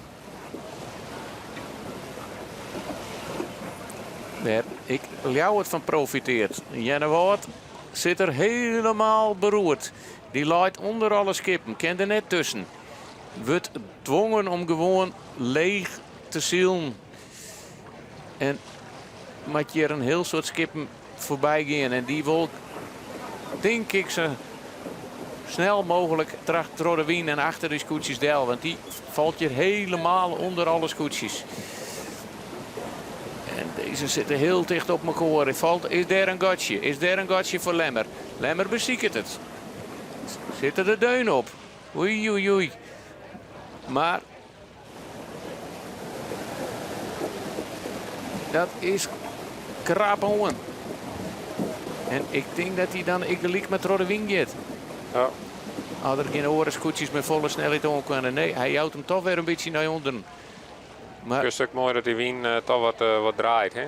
Ze kunnen hem steeds hoger oppakken op bakboord. Hè? Grauw die echt wel op zijn boordsnelheid naar de hechten bij pakken kan. En Huzum kan het nou echt. En ze draaien al, dus dan zullen ze er voor de kennen.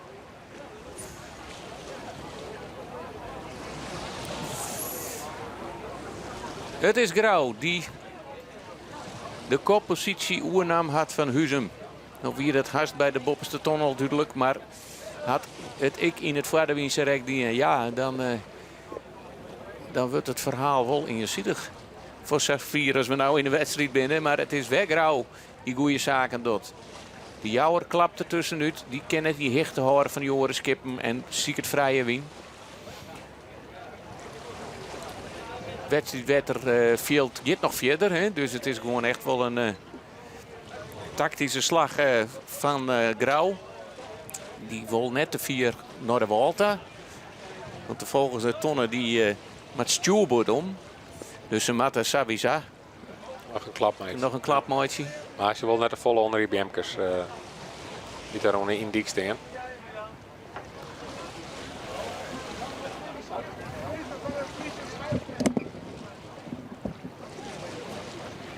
Ah, dat wel wat wisselingen. Ik verder wien, met name dat voor degene die men opzitten naar die bovenste tonnen moesten, die moesten echt wel verder wien hebben echt wel wat verlend.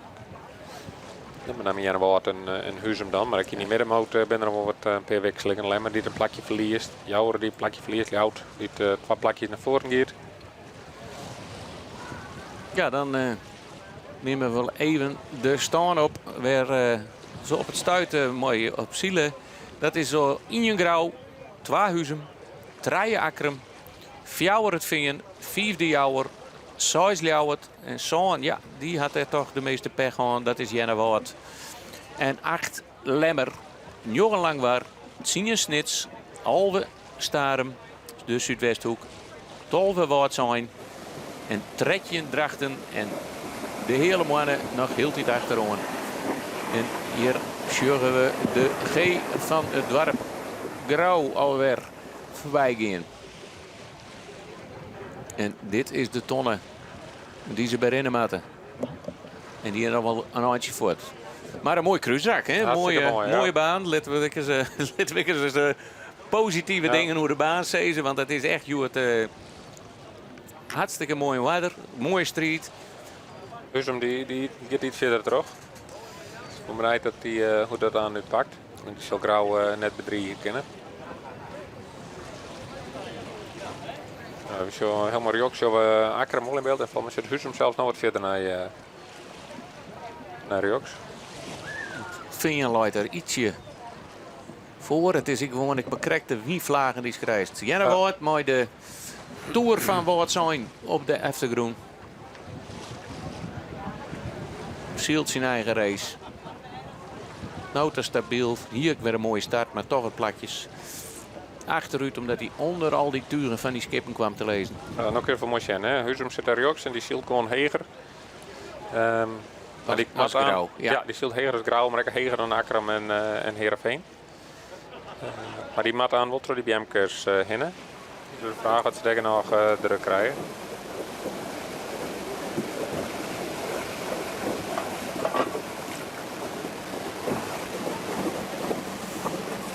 De Gerben van Manen. Die zielt ik een mooi, stabiel kampioenschap ontnota.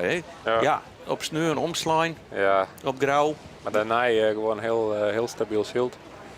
Een nummer 6 op ter hende, een 0,9 op Langwaar. Een tweede plakje op Eelehuizen. En juster op Starem. Ja, toen zakten ze. Hij zit vrij lang op het tweede plakje lijn. Was uiteindelijk 5e, maar ja, dat heeft ook wat malheur, hè? Marinus Loper. Ja, daar wie een man verwonnen, hè? Ja. En de onderliegstrekker wie je stikken. Dus je ik in je van het boord al hellen. Ja, dat had ik altijd invloed natuurlijk op.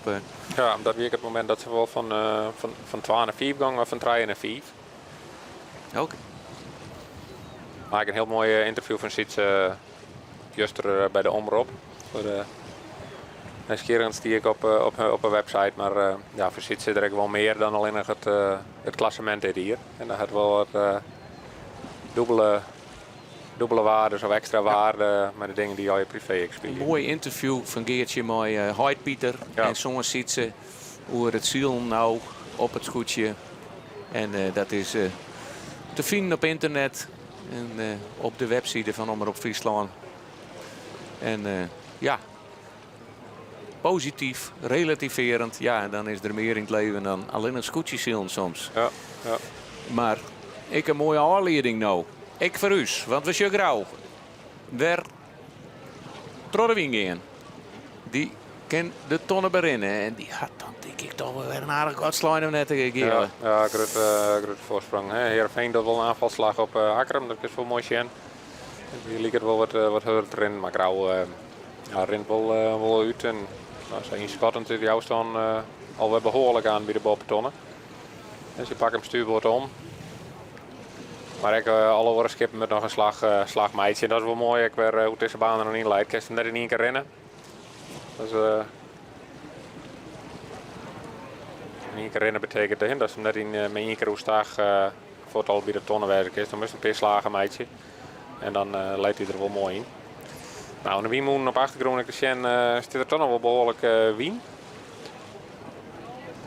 En is het zeker net zo dat die wien inkakt. En dat maakt de wedstrijd alleen maar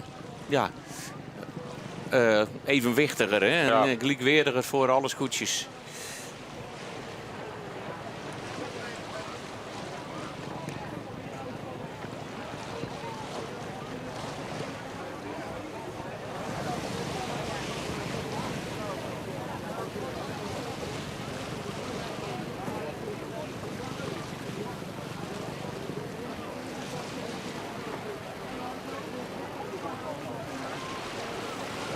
Grauw. Onderwijs. Nou, de tweede bopperste tonnen. Want we zien hier een zangglas. En dan hebben we 2 bopperste ton. Komt hier echt vrij van Elsenien. Ja, en dan nou goed. Wordt het dan vol. Zo, wij zeiden er al, ja, we moeten met het spannend houden. Maar ja, als Grauw 6 zielen bleef, dan is het natuurlijk wel heel, dat is wel heel goed voor een kampioenschap. Hè? Nou moet ik even opletten, hè? Want ze maakt nou gelijk weer voor de wien. Ja. Een troggetje hele veld in. Ja, nou, zo, daar links in beeld daar komt al wat meer wien. Ik heb net zien wat het er op bakboord kwam. Maar daar lezen ze wat scheef. Ja. Helemaal boppen in beeld. Daar lezen de scootjes. En dat is Langwaar. En dat is Langwaar die daar een hele, ja, je denkt van wat shirt die man dat goed, maar dat zag ik even mooi een spiekertje naar de track and trace waar het ik heel mooi op te volgen is. Huizum dit jaar ik al achter het Vingendel. Het Vingen schoot een plakje op. Komt straks denk, want ik neem niet hoe ze Akram uitkomen, maar als ze Huizum pakken, als ze Akram ik al ja, die hadden zeker al gepakt. Zelfs Ljout zit al bij Akram. Ja, Akram is hier, had een minder slag maken. Ljout doet het heel best. En Veen heeft dezelfde slag als Grauw. En Akkerum en Huzum die twee iets verder trok aan wien. Dat pakt dan een goed uit onder die jempjes. Er komen nog wel bakboord aan, dus zullen de tweede plak wel houden. Maar Heerenveen gaat naar het tweede plak.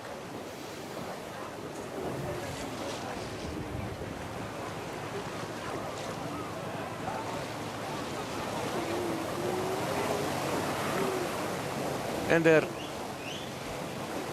wie het scootje waar we het oerhierden het vingen, maar Heidpieter en zo'n ziet aan het helm houdt. Gaat hier als tweede om de bopperste tonnen en pakt zowel Huzum als Akkerum de beide witte scootjes. En Huzum komt nou ik om de bopperste tonnen. Had een mooi gankje. Maar vind je wel voortwezen.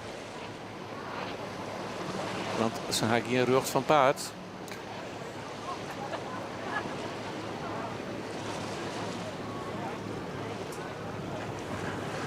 Dan wordt het daarachter wel spannend. Want deze jurgen we Ljouwert. Had een mooie slag maken. Maar komt Oostjubert op die tonnen aan. Kent Ljouwert een voordeel. Hij had gang. Voor Lemmer kent hij del. Dat is geen probleem. Jouwer net. Maar de Jouwer net. En hij houdt hem maar de kop in de wind. Maar dan wordt het spannend. Want Lemmer, het gotje is maar groot. Liets. Nou kan ze vallen. Maar dit gaat al hier goed. Het is nou de Jouwer die om de bopperste tonnen draait. En Ljouwert daarachterom. Als Rinus de Jong wel niet hier gewoon rug erop varen mocht. Hè. Hij had de rug van het paard hiet het dan. Hè. Hij had voorrang. Ja, nou, daarvan is wel de afstand naar voren wat groter. Maar de jongen komt als er zelf zijn eigen stuurbord te lezen. En als er dan niet in op bakbord komt, dan zelf ik weer waarom. En we zorgen dat het heel fier is naar de tonnen. Want bij de Lemmers is al maar de verre kieker op het achter. En hier is het even Langwaar lijkt gewoon bakbord natuurlijk. En Langwaar had ijs voorrang op deze scootjes. Keurig achterom. Ja, ze zijn wel heel leer voor elkaar. Hè? Want het leek er wel op dat Langwaar toch wat aanjoeg.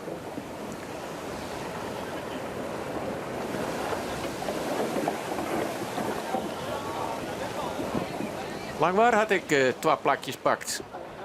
Het is met name Pieter Meter die vlak voor hem zit. Die is op Sander er nou heen die hier in deze slag aardig wat plakjes inleverd had.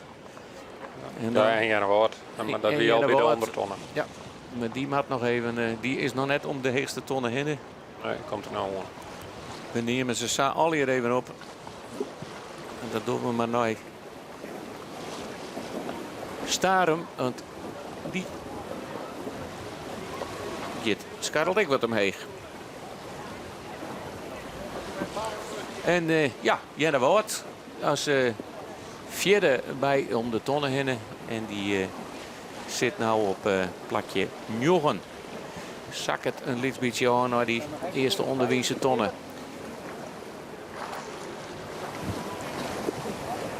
Sieberend van ter Wisga. Zijn debuut. Uit een verneemd skipperslaag. Ter Wisga is weer een hele lange tijd net meer in beeld. Misschien in beeld, maar de namen wie net meer op het achterdek te vinden. On het helm houdt. Wol op orenposities, maar hij blaast de familienamen waar hij leven in. En dat doet er ik hartstikke best. Al hier er nou graag wat meer voor in zitten, denk ik. Ja. Ja. En zo hoor ik al je best wel heel gewoon, hè? Want de ton, je lijkt hier midden in het beeld tussen Heerenveen en Janne Woord in. Ja, Janne Woord zak het nou echt. Ja, die zak het nou wat verder. Die gaat voor de wien. Maar ja, we gaan van de morgen even een peteren met Siberen van ter Wisga. En ja, hoe hij vindt dat het ontnauwd gaat. Ja, eigenlijk gaat het hartstikke goed. We hebben eigenlijk best wel constant een beetje maaidruid en dat veel leuk. Mooie startjes wil delen even kennen. Op Starum weer even wat lastiger, maar eigenlijk is het best leuk. Ja, door zielst constant de 16e vooraan. Jou dat ik druk? Nee, sowieso. Nou helemaal net. Ik bedoel, ik wil mijn best doen en elke dag weer en jou het wel vertrouwen. Dus dat we een beetje maaidruid kennen is erg leuk. Joet hebben we een songles, windkracht 3. Misschien dat hij nog naar de fjouwer gaat. Wat betekent dat voor jou? Ja, dat is een prachtig mooi windje. Iedereen die is vol fanatiek, doet er weer bij. En als het een mooie start heeft, dan kan er ik bij zitten. Elke keer het hield hij door die start. Nou, we hebben gezien dat er een soort valse starten wordt. Dat zit er dus Joet ook weer in. Die kans bestaat, maar als ze een goede wedstrijdleiding hebben en die hebben de lijnen goed inlezen, dan komt dat altijd goed. En waar hing het dat van nou? Moet hij langer nog wezen? Ja, dat meerdere factoren.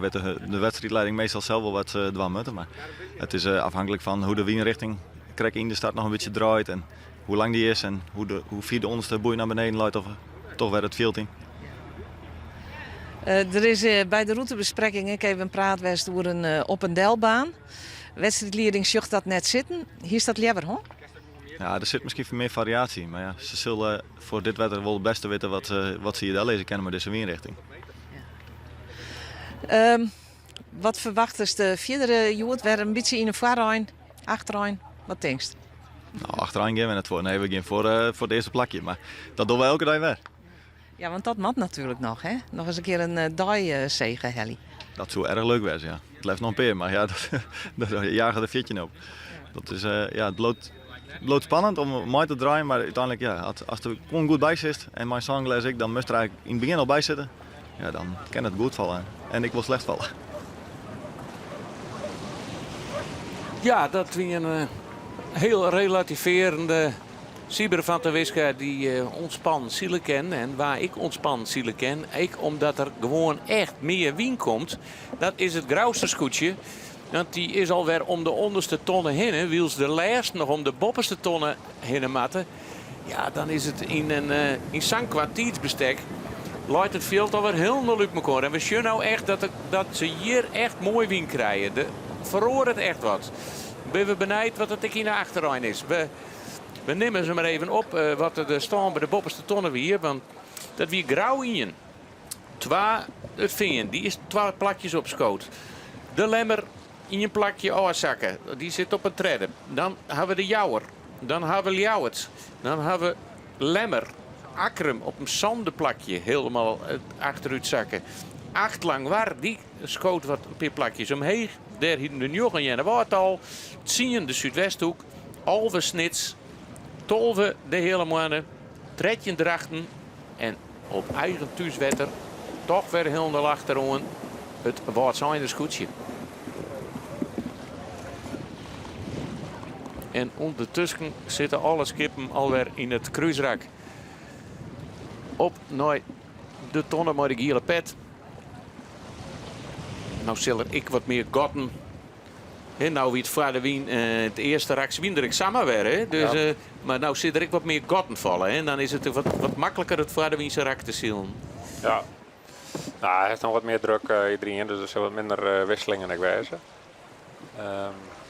Lemmer dat voor een onvalslag, gaat voor naar de tonnerij. Ja, die wil dan naar voren. Hier zien we het veen.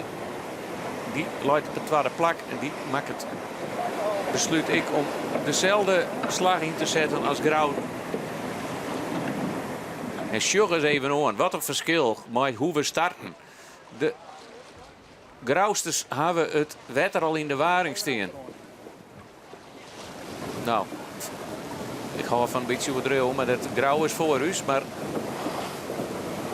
pijlen, Sjen, hoe je hebt de Zweden kennen. Hoe je is hier, dit wetter? Nou, meestal is het 81 tot de 20 denk ik. Ik heb wel goed zwart sterk. Dat is redelijk jip voor... Ja, dus jip zat om te zielen. Alleen het lijst bij de bopbetonnen werk kan wat ondieper werden. En als je wat verder naar het Heerenveen of Zielt iets verder dan naar het westen of zuidwesten gaat, daar is het wat ondieper. Als je geen prima zielen. En die pijler zit in continu contact met de Zweudeman, hè? Ja. Ja. Ja. Benijd hoe het Grauw nou ik omgeeft met die extra kantenmeters. En eens even, waar krijg je hier toch wien? Hier die volgens mij van de mooie. Nou, die fjouwer die sjuk nog net komt, maar nee. ik sjug hem hier. Ja, gelukkig had Jan Jonkman er meer verstand van dan ik. Ja, het wetter rent de spuigotten uit en dat is Alleen nog in figuurlijke zin, of in letterlijke zin bij Grauw. Want figuurlijk gaat het hun voor de wien. Nou, meer spreekwoorden kan ik haast net achter elkaar krijgen. Maar voor de mensen die dat net weten, het wetter in de spuigat niet. Als dat wetter er in die waring komt en dan streamt het er wel mooi uit. Dan gaat het meestal mal. Maar voor Grauw gaat het nog super. Ja. Hoe ben hij het... Want je bent wel voortgang op windkracht 2 in de start. Als ze nou wel de tram zou aanpassen kennen, dat ze met windkracht 4 ook goed versjouwen kennen. Ze heeft voorstaan nu toch wel best wel wat weekend. Dat is vaak wel een teken in de hechten, dat ze daar wat moeite mee krijgen. Van de andere kant, zij kunnen hem wel mooi opsnijden in die vlagen. Want krijg lijnen ze in lijn met Heerenveen. Maar lees eens uit, de voorstag, daar hing het de vak aan. Ja. En daar, dat is die stieltreerkabel waar de mesten mooi strak lutsen. Ken ze die onder de wedstrijd nog strakker zetten? Ja, die kist met de klaploper meestal strakker loeken. Maar dat valt net daar. Maar nou is juist Heerenveen, die krijgt die rommelfly de Grauw krijgen. En dan kun je het weer in dezelfde lijn klimmen als het ware. Dat ze een beetje bij de wien op zielen kennen. Dat ze wat heger uitkomen. Want je moet je rioks onderin aan de boventon tevoorschijn komen. En als je gewoon het Heerenveen wat een voorstag had die wat minder afwiekt van de lijn van de mast. Ja, de wien en heel wien is dat prima, maar met name Grauw helpt hem ook wel. Maar met name onder wien was graag die aanvliegroute of die aansnijhoeken van die wien, die was zo strak mogelijk als de hechte zielen was. En ik kan ze dat compenseren met de druk in die zeil. En dan is de score wat minder gauw vieren. Maar het is op naar Grauw dat mooi een heel grut gat. Want het is al oproen ongeveer naar een 300 meter. Dat is het grauwste scootje dat om de bovenste tonnen in het draait. Is er nou ook een gevaar dat de komende jaren Grauw alleen maar kampioen is? We hebben de poep, wie vroeger van Sietema's, die waren uitsluitend door wedstrijdcommissies omdat ze zo goed werden. Nou zit dit hier net gebeuren. Maar ken dat de spanning de komende jaren uit het kampioenschap heli? Nee, zeker niet. En het komt zeker net omwaaien. Het is ook net dat het automatisch gaat. En ze doet er gewoon een soort voor. Het gewoon goed voor elkaar. Ik ben de commissie, een hele stabiele commissie. Maar Jan Fijke als voorzitter, ik al jaren voorzitter. En die had gewoon iets heel stabiels achter staan. En Douwe met zijn team is ook heel stabiel. En dan weten ze precies wat ze aanpassen kunnen. En ja, het zal wel, zij helft van de winter wel wat aanpassingen rond skip doen. Ja, dus de komende winter zullen we skippen mogelijk direct wat in de waan. Om toch beter in die formule te komen. Dat Jos nog wel dat Grauw echt wel menselijke hut rent dan de oren. Terwijl ze oren hier misschien nog wel eens wat langzamer aan. Maar door hun technische, tactische ziel toch gewoon hele goede klassementen zielen gewoon. En dat gaat ze ook gewoon iets makkelijker uit. Maar ik kan me wel een wedstrijd herinneren van volgens mij weer 2018 op Terhenne. Dat ze gewoon een minuut voorlijn op de nummer 2. En dan noteren we hier Sietse Brouwer, mooi het veen op het tweede plakje. En ik vrij riant, hè? Mooi aardige voorsprong.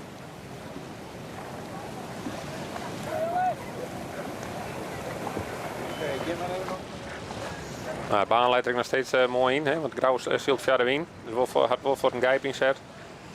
Maar de wien, dat is heel oorwerk worden. Ja, nou je zegt Huzemon komt, maar die ziel best wel mij wat knikken in de score. Dus de wien is ook een beetje draait. Maar ze met de helm er ook wel wat bij, dus ze kunnen makkelijk die ton rennen.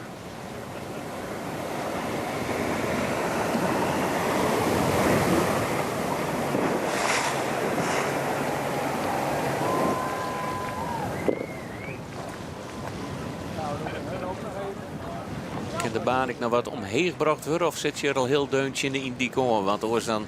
Nou, er rennen we over de ronde, maar dat kan wel. Ik kreeg wel iets meer variatie, want ik kreeg wel meer invloed van de wal. Maar ik jou er heel knap erbij nou, hè? Ja. Vierde plak en Lemmer die volgens mij al jou te pakken had. Dat die aanvalslag toch goed uitpakt. Ja, Leeuw die gong Gelijk reed om de onderste tonnen. Het tussenslagje maken. En had daar mooi een plakje pakt ten koste van Ljouwert. En die zielt nou op het 5e plak. En dan komt daar dus achter straks Ljouwert, Sois. En het zonder plakje is nou voor Akkerum. Pieter Meter. Lemmer gelijk voortgijpen, hè? Ja.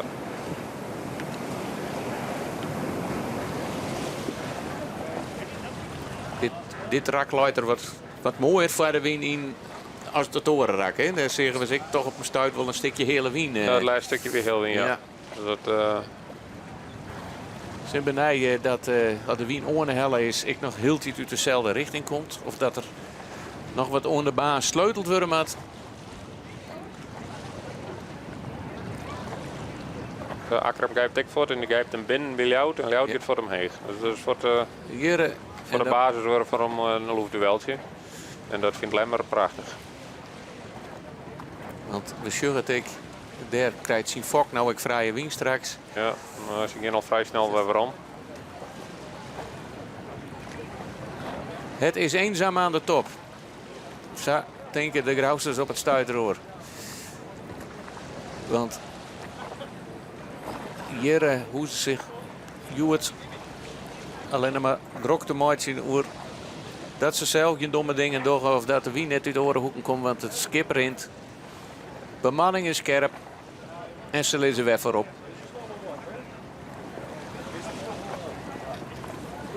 En dan ben ik benijd. Want we hebben natuurlijk nooit deze dag nog 4 wedstrijden. Dat er in je weet of er nog een scootje kampioen worden is. Ja, vliet niet wie het Lemmer al een dag ervoor. Maar hoeveel dagen ervoor al een scootje op Lemmer in je al kampioen weer. Dat zal... Nou ja, het beroemdste of beruchtste kampioenschap is misschien wel van Grauwest. Toen Bert Menkie 2001 of 2 zag hier voorstel dat er de laatste wedstrijd naar die zield had. Nee. Toen had er kon nog wel blun, wat hem net in dank wat Auna waard. Toen wie hij ik op Lemmer 2, zeg maar, de laatste dag op Lemmer kampioen worden, dat wie Lemmer ik. Ja. Maar zo er ik al eens in 2 dagen, 2 wedstrijden van tevoren kampioen was daar. Ja. Ja. Dat zullen we wel op uw Twitter-account straks binnenstromen. Ja. De Indiek helemaal daarachter. Daar komen de scootjes al hier nog aan. Hier voor grauw.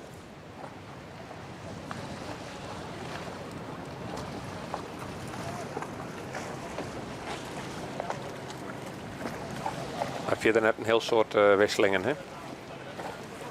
En Lemmer die loud pakt had, maar verder doet iedereen nagenoeg op hetzelfde plak.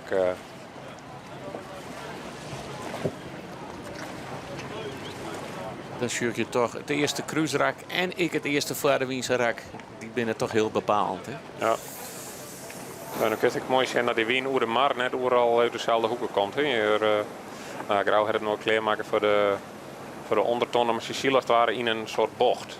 En ze zullen net het kwaste paard naar de tonnen toe, maar om toch die vrije wien te houden om mijn bochtje naar de ondertonnen te.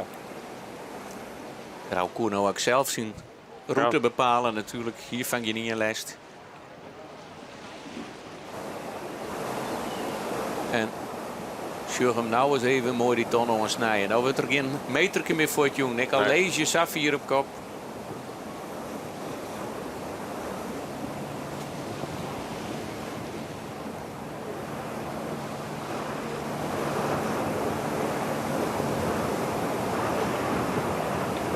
Heel rustig dat helm houdt in de hand.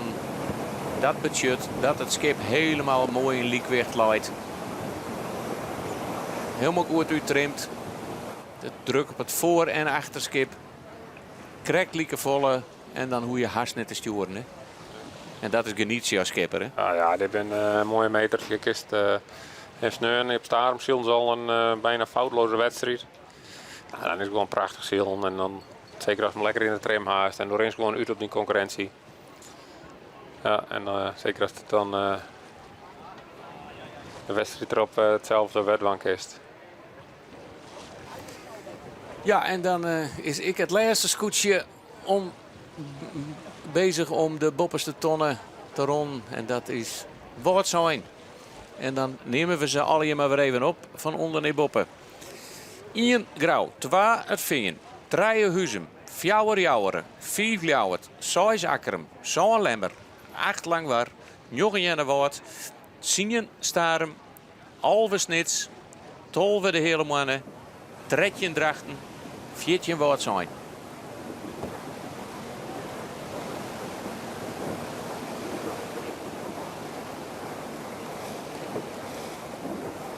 Hier sjuggen we de germen van manen die de onderste tonnen rond. Concentratie. Ik heb toch een hele beste riegen die Sietse zielt, hè? Ja. Ja, ter Hennek was al zijn, toen zielden ze al knap. Wie jammer van de baan toen dat hij dat er net heel vol inziet, maar keurig zei de plak naar wat matige start. Maar de jongen, nou ja, als nu in de lijn zit er hartstikke mooi bij, we zijn een vijfde, maar de jongen alleen maar podiumplakjes. En daar ben je nog wel naar op bij. Nou, je hebt dan nog wat strijd om het vierde plak, hè, voor jou die het jongen kon lezen. We hebben jou er echt voor kiest om binnen te blijven. Nou, wel aan de onderkant dan, dus die horen wat de wiener de zeil namen, die afstand is te kwad. De omrek omheen te zielen, dus jouw zillen. Dus ik verwacht je nog wel het sfeer die ondertonnen ronde. Ja, dan is die wind toch wel wat draaier. Hij is van zuid-zuidoost naar zuidgong en hij niert nou een beetje naar zuid-zuidwesten gaan. Dus dan ben ik benijd dat er de baan ik nog wat onpast wordt. Nou, zolang het dit jaar de wind blijft, dan hebben ze dat vast dienen. Ja. Zo, en daar gaat het om. Dat die verder win einde maar inzetten blijven.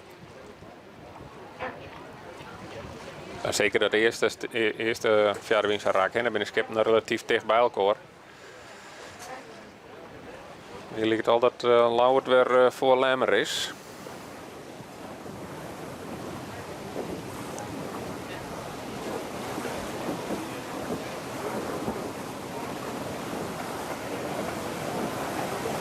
Die krijgt bij de boventonnen er echt achter zit, dan zit Lemmer er nog tussen. Nee, Lemmer zit erachter. Ja. Wel even het akkeren dat ik naar voor Lemmer is, dat zal dan net. Nee, achter het veen is ondertussen ik Huzum begonnen aan het derde kruisrak. En daarachter die jouwer.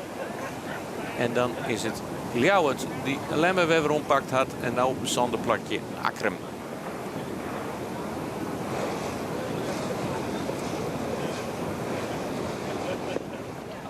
Door de Lemmer op Langwark, dat ze heel wien eigenlijk een hartstikke mooi vierde plak. Heel wien ze net scherp, liet ze er nog ontloon heen rennen. Kwamen ze er middenin en uiteindelijk daar is dan ook nog in de protestsituatie. En hier beziek het Akkerem er nog tussen te komen. Gotsius Liets, kiest hij ervoor? Ja, die kiest ervoor om gelijk door de wind te gaan. Want Lemmer liet hem net boven hem komen. Dus Akkerem kiest de onval en moest dat ook wel, hè? Ja, verstandige keus denk ik. Het is mooi vrije wino. En zeker in dit cruiserak, die lijkt het iets rommer te werden dan de andere cruiserak. Het echt een goede slag in zit. Een Grauw die alweer een slagje ophellert. Nou, die wil gewoon binnen de schepen blijven, of binnen de tonnen blijven en hun concurrenten.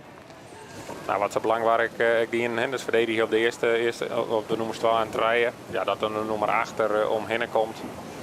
Ja, dat kan alleen maar in winstgifting en dat gebeurt dan. Maar ook is net alles verdedigen. Nou, als je verdedigen... Ze twee kwarte slagen, hè? Dus een maatje in orde tactiek dan... Ja, als je spiegel echt op Heerenveen. Dus ik heb mijn Heerenveen mee. Dus benijd wat Heerenveen nou doet, dat hij even een aanval kiest. Want het gaat je mooi is nog rom, heel rom. Ja. Maar vind je rint wel wat in? Ja, Heerenveen heb ik goed onder praat.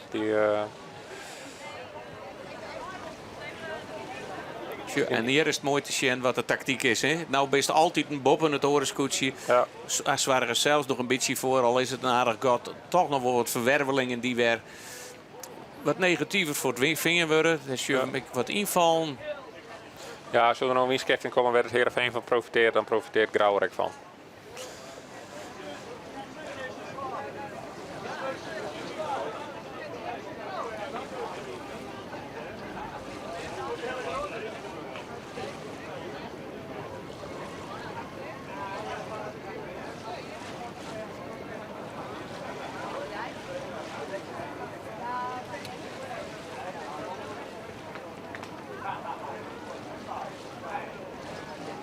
Bruin en een wietzaal.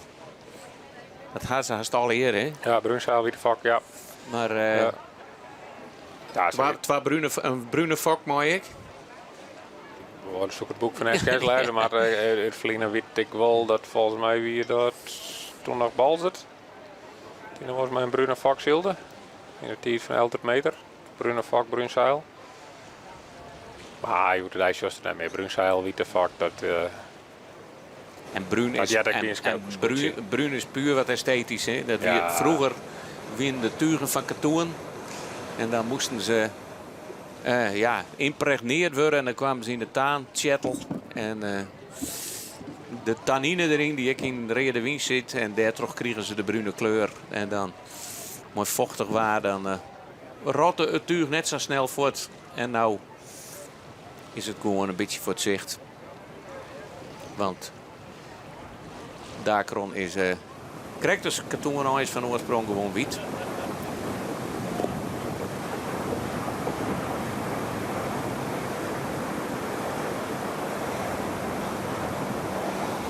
En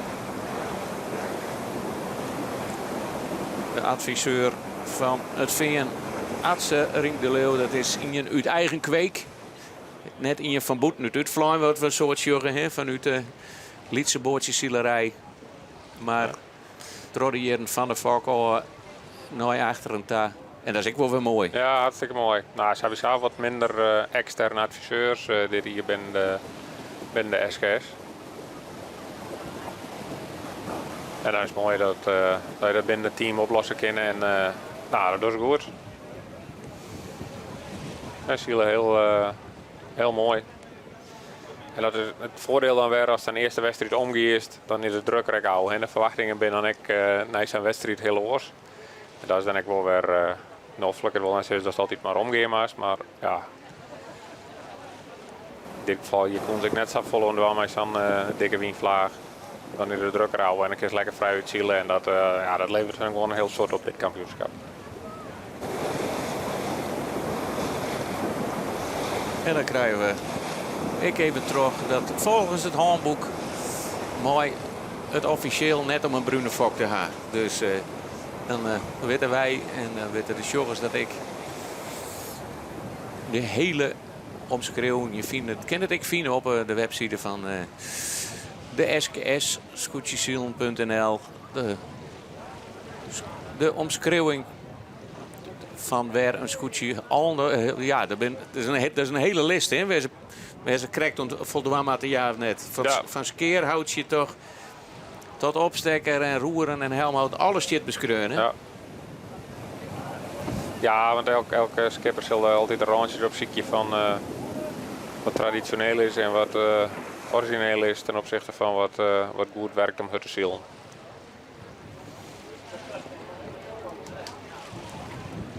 Grauw is alweer om de bovenste tonnen heen.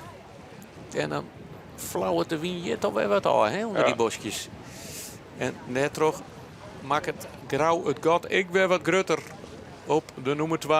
Het vinden die we nou hier op de bovenste tonnen aan zielen komt. Ja, het vinden toch wel wat les van Grauw heen. Die heeft toch net helemaal die vrije wienhoren kent, toch wel wat iets van les van smarge wienhoren kent.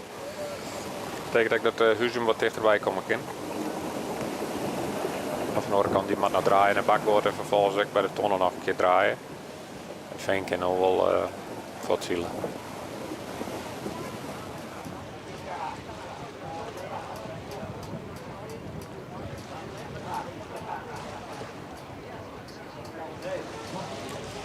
nieuwsgierig om te zien hoe het Akkerum uitkomt in het kruisdraak. Die is wat naar de Tonneree gang.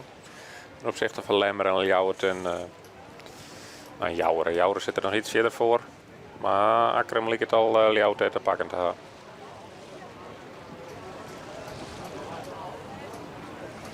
Dan zal Lemmer daar aan ons stuurboord doen komen. Zal ik nog een... Daar is nog een aardige vlucht gaande. Ja. Voorin, 1, 2 en 3 hebben we redelijk gotje. Ja, nou, Lemmer die hier reactie in beeld al draait. Ja. Die komt van stuurboord. Maakt hier al de slag naar het bakboord daar. Zullen er dan toch op... Die zullen er achter de L gaan. Ja. Die had er toch een slagje verlen. Huzum als strijden om de bovenste ton.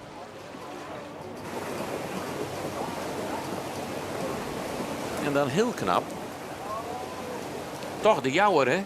Ja, Jouwer is stabiel op vierde plak. Vierde plak. Die deed toch in een rijtje mooi scootjes toch...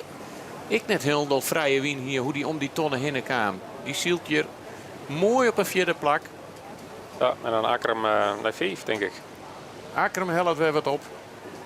Want die zielden op een zande plak. Dus die is Lemmer en Ljouwert voorbij. En dan is hier nog een heel soort strijd in de middenmoot. Ja.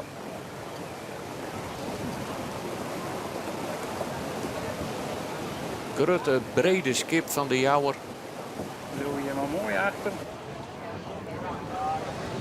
Benijd wat, Willem draait wel. Ja.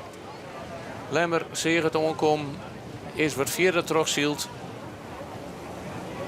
Liet het God zo duidelijk vallen dat Ljouwert ervoor kiest om gelijk door de wind te gaan. Hij kent natuurlijk de ton bij rennen. Ja.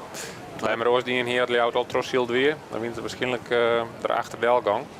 In de tonnen nog wel hellen, maar dan wint mogelijk mijn langwarig nou wat in de knippen kan. Dus, dat is tactisch veilig zielen. Ja, dat is twee kansen. Haast was Dorst en nou just ze gewoon. Je ze vol met snelheid. Haast hoe jou het heen in het Vaardewiense Ja, nou, het voordeel is de volgende ton is bakboord om. Dus dan best binst. Maar Ljouwert zal hem wat oploeven dat ze in ieder geval vrije winnaar voor Del hebben. Dus zodra het Lemmer erachter de Elk in, zullen ze direct achter de Elk in.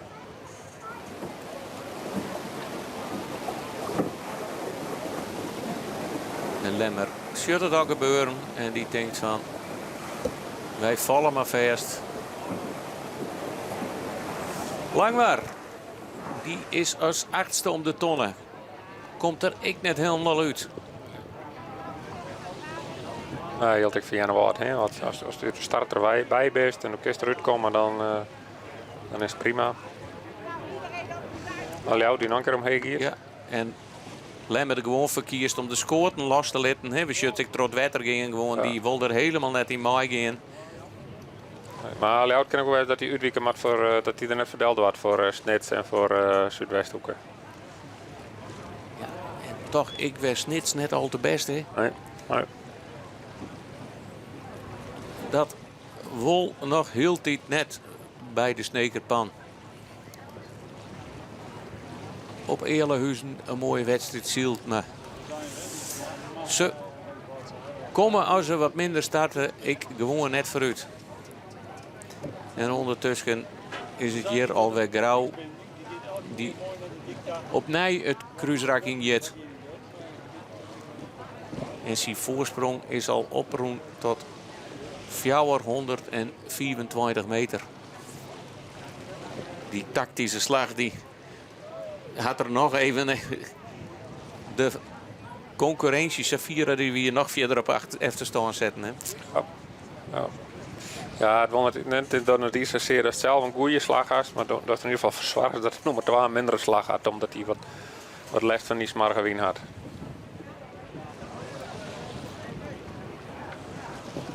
Dus net dit Zuidwest ook al pakt had.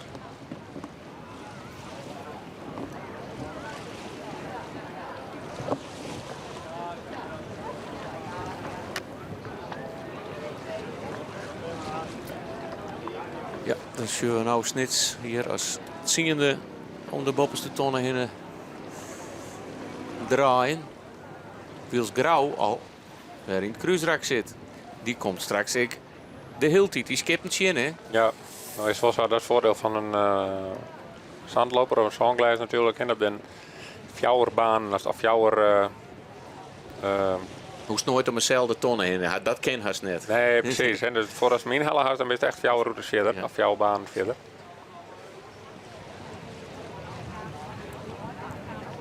Maar ze ziet het wel beide in een kruisraak. Ja. Daar jochs, daar is je Grauw helemaal het beeld te zien.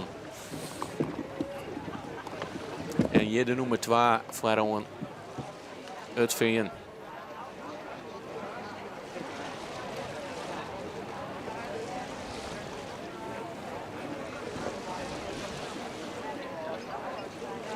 Vlagen staan aardig strak op de boordjes en hij liep het nou aardig constant. Ja. Het lijkt wel dat in dit kruisrak iets meer winst hier dan in het rode kruisrak. Dat aan deze kant van de maar iets meer winst hier. En dat, zeker het laatste stuk is gewoon wat iepener in dit kruisrak. En als het kruisrak wat meer aan de waardzijnde kant leidt, heeft toch iets meer invloed van de wal.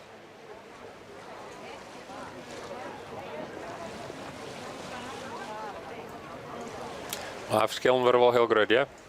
Ja, want Grauw is al onderwijs naar de bopperste tonnen. Maar wat zijn ik nou de hele tijd? Ja. Die is er ik nog net. Nee, dan moet ik dan een extra slagje meidje, dacht ik. Of kun je hem in één keer... Nee, die nee, had meidje nog een slagje. nog een slag.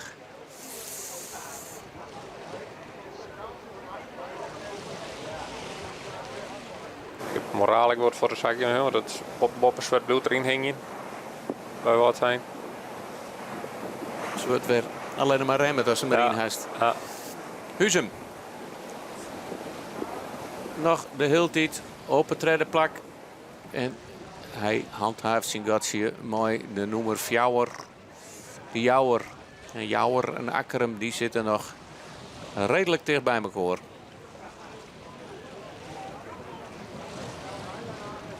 Ja. Nou gaat het zwitters omheen. Ja, maar hij krijgt weer de andere kant die wat langer hing blijven.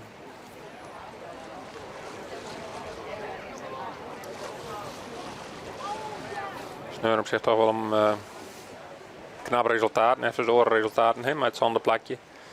En dan op tussen als laatste, dat doet wel weer zeer.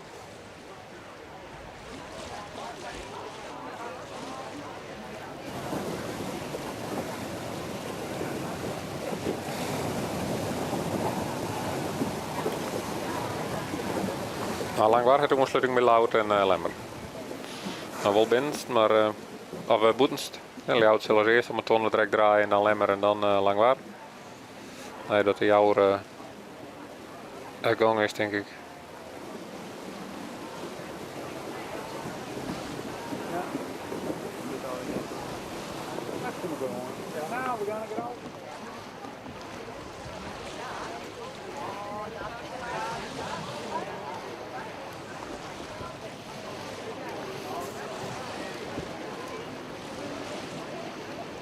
Daar binnen de Grauwsters alweer op volle snelheid.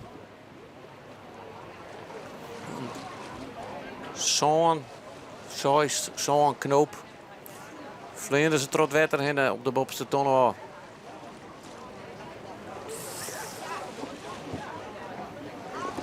Ondertussen is het gat al een lietse 600 meter worden. Bij Heerenveen. Mooi het vinden, ja.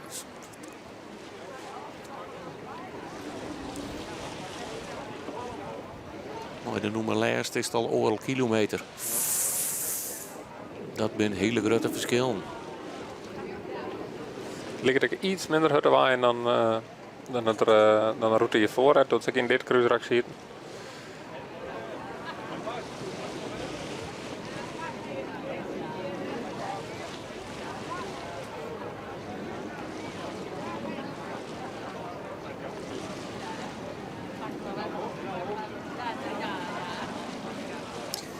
Ja, dan is Grauw onderwijs.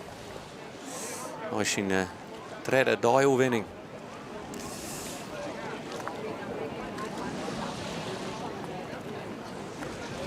Maar Safir is nog net, want we zullen heel tijd nog wedstrijd hier bij wat zijn.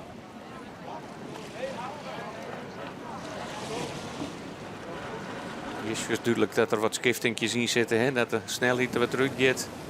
Ja, ze moeten wel even heen gaan om die tonnen te hellen. Even het tonnetje erbij.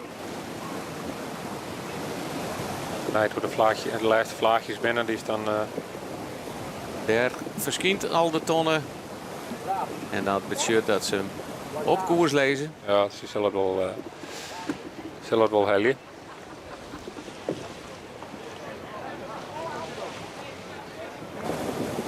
Maar niks hoor.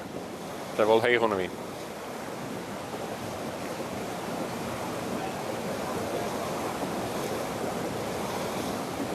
En dan, hoe groot Godzig, hè? Ze bleven scherp zielen, hè? Ja.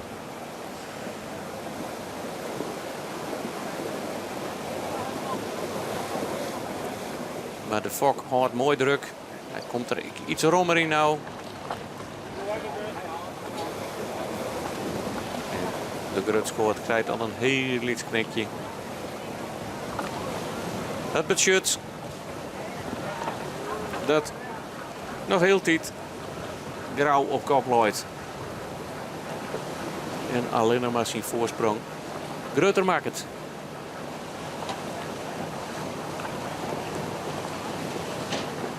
De Fokkerloods. Die kent er al 15. En dat is makkelijker als je nog aan deze kant zit. Hè? Dat het, ja, ik heb voor erin prikken. Dat erin prikken dat hij... Dus dan zit hem voor het gijpen.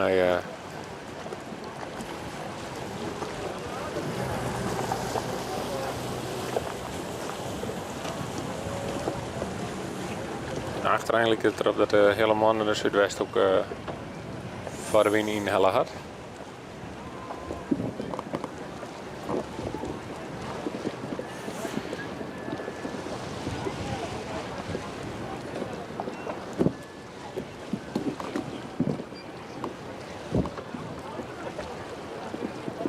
Dit eer het ik goed, hè? Dat vind je de scootjes aan. Ja.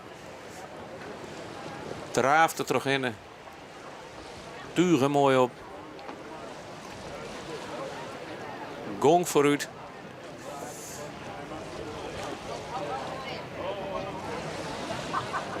Zij hier toch trekt weer wat meer wind te hadden. Niets krijgt het grauwste scootje. Ja, ik kan misschien ook omdat grauw iets heger onder wind ziel, dus iets minder gang zielen om die tonnen te hellen.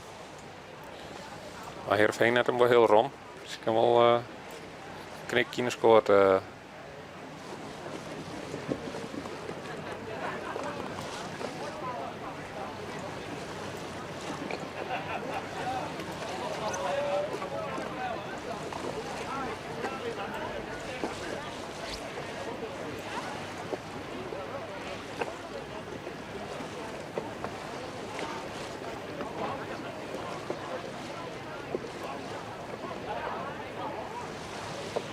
Prachtig gezicht. In kiellinie. Ja, alleen een lemmer is uit die slaggang. Nee, die even eens in. Die komt aan het stuurboord doen en die maakt hier dan ergens een gatje tussen. Fine. Want die zien het draaien in naar bakboord. Het lijkt erop dat ze er ergens bij Lauwert uitkomen zullen.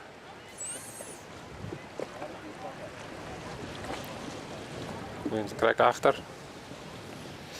Ja, ze hebben geen rug, dus je moet wachten. Kom, hoe stuurboord om, hoe komen ze maar lang waar uit? Ja. Dat zullen we daar achterin gebeuren. Maar hier noteren we weer de Gerben van Manen.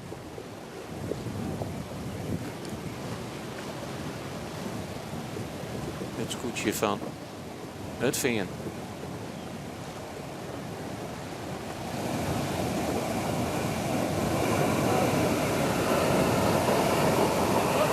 Maar heel wat meer snelheid als Grauw om de tonnen.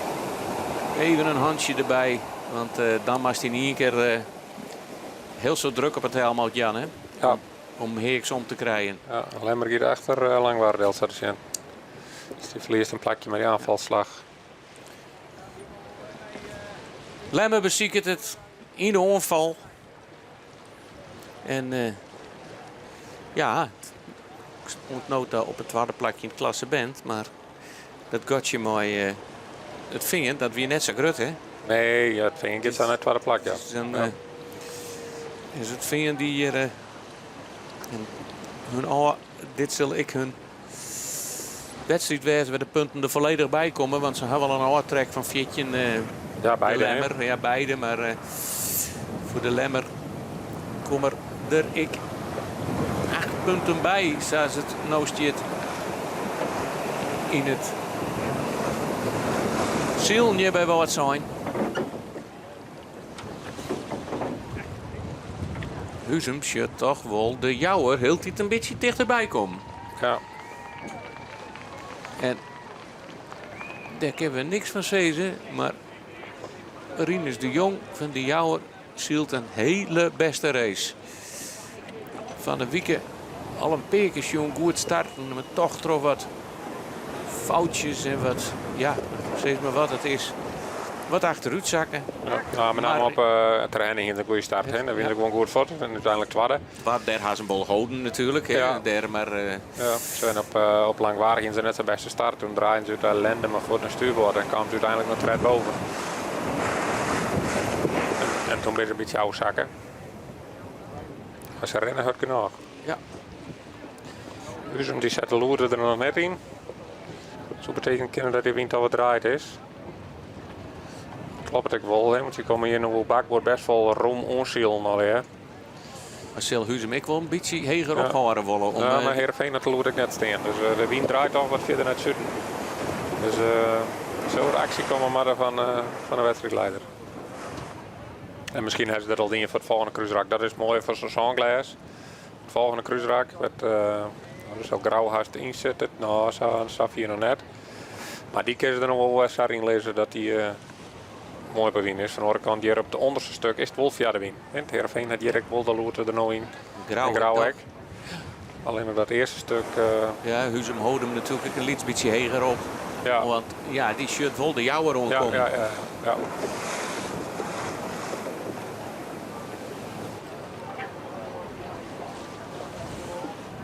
Maar daar is de strijd, want de nummers 1 en 2 zijn beide een heel eind voort. Maar dan van Huzum die op een derde plakje zielt. Fjouwer, de Jouwer, 5, Akkerum, 6, Ljouwert en 7, Langwar en 8, Lemmer. Ja, die ben nog volledig in de strijd. En dan meld ik Snitsem alweer. En die zit nog achter Jennewoord. En dan hebben we nog maar 2 scootjes die daarachter zielen. En dat is de hele mannen. En heel naar achterom wat zijn. Ja, dus het Westhoek en Drachten nog, denk ik. Of hele mannen. Drachten, ja. Zuidwesthoek die zielt op Alve. Drachten die scharrelt wat niet voor en die zit op het ziende plakje. Dan gaan we hier in beeld.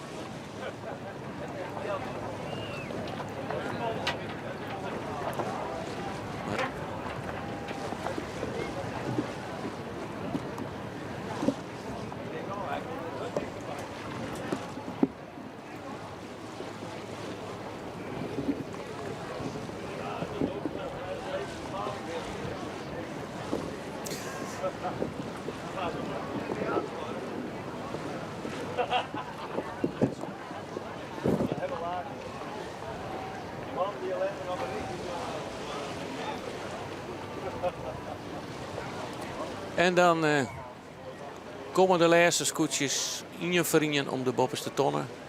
En dan kunnen wij mooi even melden dat de inhaaldag van het zielen van Jennewoord hier mooi plakvriend op hetzelfde wedstrijdwetter.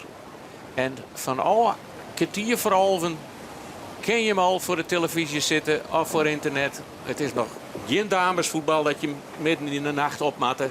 Maar wel betieder als oors. Kwartier voor halven start morgen de uitsturing hier van wat zijn.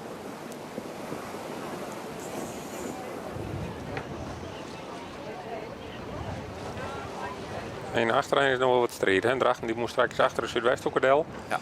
Die draait hem nog voor de hele mannen. En de Zuidwesthoek kwam Rukko stuurboord doen en die draait hem er weer voor.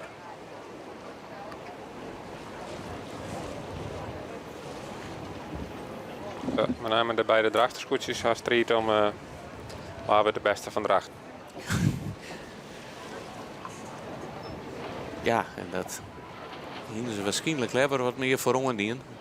Want het binnen wel de noemers Tolve en Tretjen, hè, we hebben het dan nog aan. Ja, maar in het klassement onderin is het ook correct net zo. Het zit maar een punt tussen. De drachten voorst die op de hele mannen.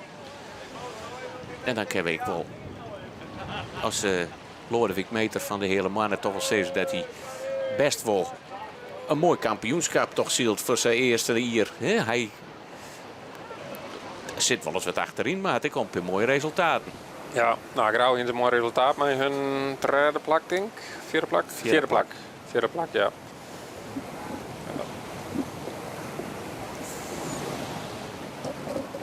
Maar vergelijk is het gauw met Jenne Woord. Want die debuteert ik en dan valt het wel oud. Maar ja, ik weet zelf ook wat het is als het voor het eerste keer probeert. Ja, dan komt er meer bij Channel in het wedstrijdziel. Maar Jenne Woord hier een mooiere tarrieding. Ja. Oername dan de Klaas Westerdiek.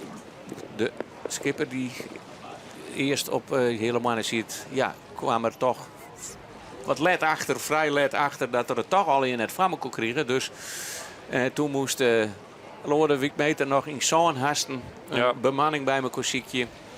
En wiels dat bij Jenne Woord al. Nou, hij zal een peer hier naar daar werken wie om de opvolging te regelen. Ja, van mij weet met name even de timing. Wanneer doe je dat? Het lieke hier het Grauw waar we staan in zoeken. Op het moment dat Heerenveen achter hun del gang. Dus die ziet hem tactisch heel degelijk uit.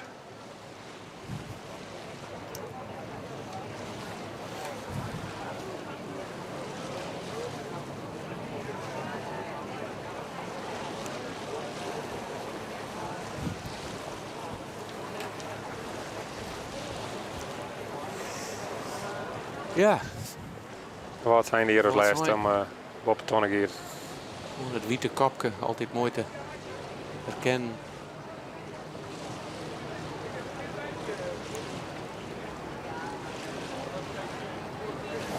Ja, je het nou als laatste om de tonnen. Ja, nou hier, Jouwer zit ertussen bij Huzum. En Huzum had hem maar ook al bij Deljong, want ze hadden Loert al voort. Dus dat betekent dat Jouwer in het tweede plak heeft. Heel mooi, heel knap zielt. Marinus de Jong, die had gewoon de snelheid in het skip. Op een Vaderwinse rak pakt hij gewoon Huzum. En dan hebben we toch mooi verschouwingjes. Ja. Want dat kunnen we nou toch wel zeggen dat we nog nooit een wedstrijd hadden ontnood in dit kampioenschap. En we zoveel verschouwingen van plakjes west binnen als deze wedstrijd hier op woord zijn. Ja. Waar er heel nog je les van had, dat wie Grauwse scootje wat we niet correct zeggen. Akkerem had hier de leeuw van Ljouwert wat van hem als lijn. Daar zit toch wel wat een gaatje tussen. Dan zullen we Huzum om het tonnen gaan. Nou, giep het Akkerem. En dan krijgen we Ljouwert.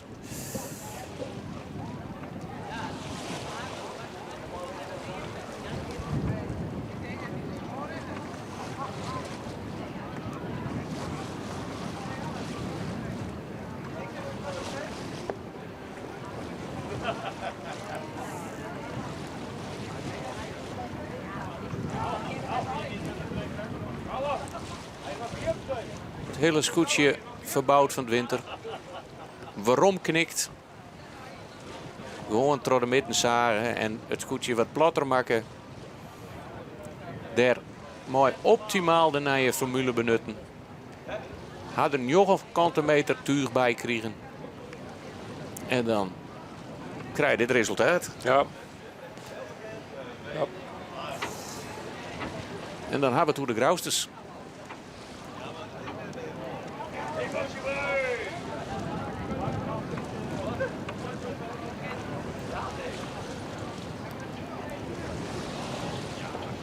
Huzum die wil een aanvalslag proberen op de Jouweren.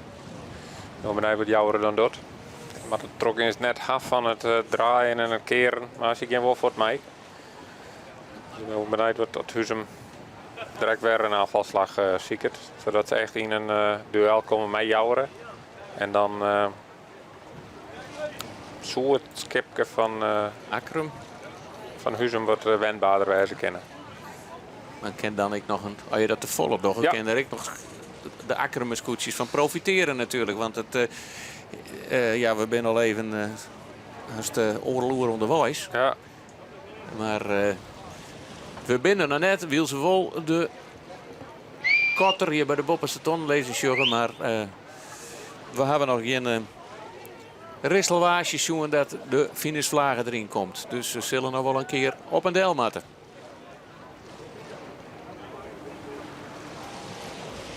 Heerenveen die toch iets verder gang dan Grauw. Nee, die 2 extra klappen die ze beide maken had. Of die Grauw maken had. Benijd hoe het Heerenveen er dan uit. Die zit toch iets meer onder de BM'kes. Of onder de wal.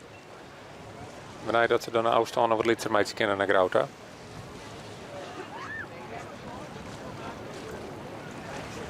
Ja, wat is toch het vinden dat het gewoon wat inrint, hè? Want hier wordt gat op een stuit al een 400 meter. Het is nou een 250. 300, ja, het is een beetje rom. Het verspringt nog wel eens wat.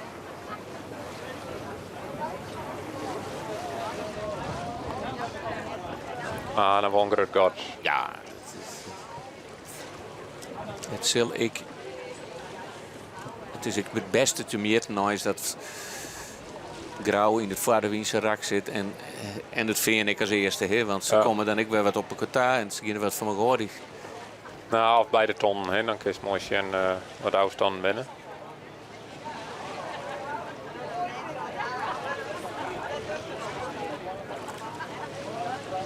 Maar we jouwen maar weer eens even een liedje tussen staan.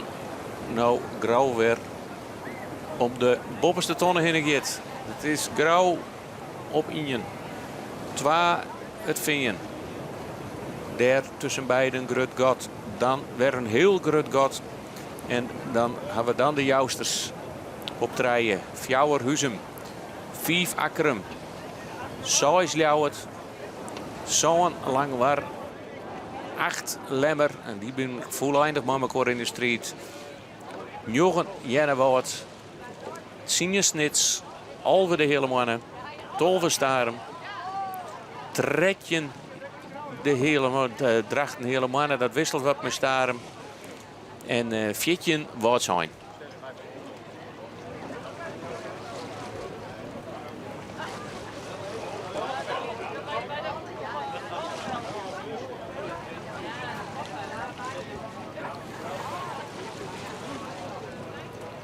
En dan gaat Grauw onderwijs naar de onderste tonnen. En dan moeten we, want we terugkrijgen, nog een hele ronde zielen. Dus dan gaan ze ik nog eens een keer omheen en nog een keer op Del. En dan finish bij Boeitrijen die ze krijgt. Nou ronden haar. Dat betekent dat er voor de scootjes in de middenmoord nog een heel soort plakjes te winnen ben als te verliezen. En het Grauw wordt verder uit erin nou. Krijg moesten ze nog wel wat omzielen. Kon ze net voor het verre wing in omdat er nog skippen aankwamen al. Nou kun je wel vrij snel verre wing koers zetten naar de onderste ton.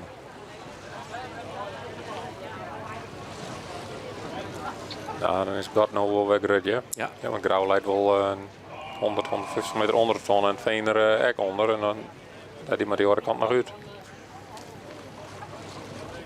Ik denk dat ze hebben het vinger zeg geen illusies maatje om nog deze dag te winnen. Maar ja, je weet er nooit wat er barren kan. Materiaalpech.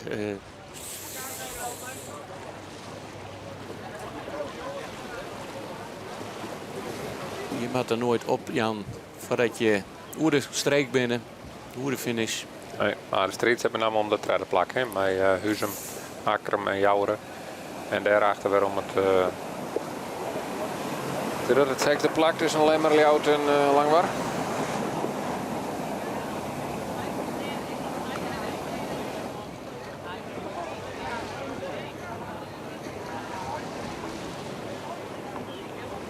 Hoe zwier is dat? 2 uur in ziel met Sokkerwien? Nou, als voorin Zielst is een stuk lichter dan als het achterin Zielst. En dan, ja, zeker als het was mooi om te zien trouwens Huzum en Jouweren. Huzum die hem volle hegers opzielen kan en Jouweren die wat leger zielt. Huzum hier achter Heerenveen, ook krijg ik net in beeld. Dan komen ze in beeld. En die zielt wat scherper onder wien en Jouweren liet hem wat meer vallen. Jouweren had 4 tros zielt. Ja, zo ligt het wel. En, dan zie je het dan toch weer. Dan zeggen we van wat doet het goed. En dat doen ze natuurlijk ook wel, want ze strijden ervoor. Maar ja, ze jouwen je toch meters voort. Aan de andere kant kunnen ze natuurlijk ik nou Huzum in de smarrige wien zetten. Hè? Ja, zo, dat zullen we nou gebeuren. Zolang ze de wien er voor de el hadden is het goed. Maar Jouweren het wien wel meters te volgen. Ja, dan is zeker wel. Zo zielt Jouweren wel een beetje in. Dat ze met name op gang rennen, maar er net wat minder op hechten. Dat ze met name wat de heegste topsnelheid hebben. En die zo lang mogelijk vasthouden in plaats van het kortste paard.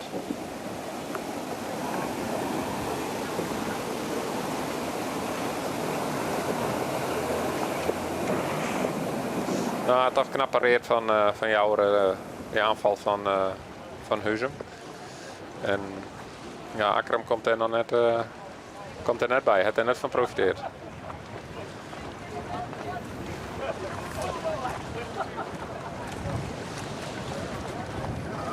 En Wiens en Is krijgt nog boord aan boord. En dan hadden ze misschien wel meters te volle zield. Maar ze slaan wel een gotje. Maar Huzum. Ze rennen duidelijk harder dan Johannes Meter van het Huzumer scootje.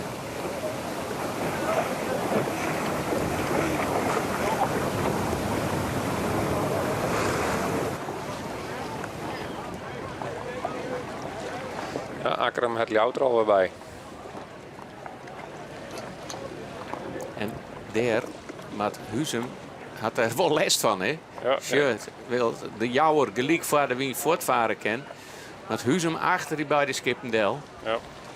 Dat is natuurlijk weer heel gunstig voor de Jouwer. Ja, met name de strijd zit in de middenmoot, hè? Lemmer die weer met Langwaar aan het strijden is. En van mij laat Lemmer nou weer voor Langwaar. Krijgt in beeld zeg. En Akram die Ljout van het lief houden wel. Toen wil het gotje krijgen wat groter weer. De ondertonnen.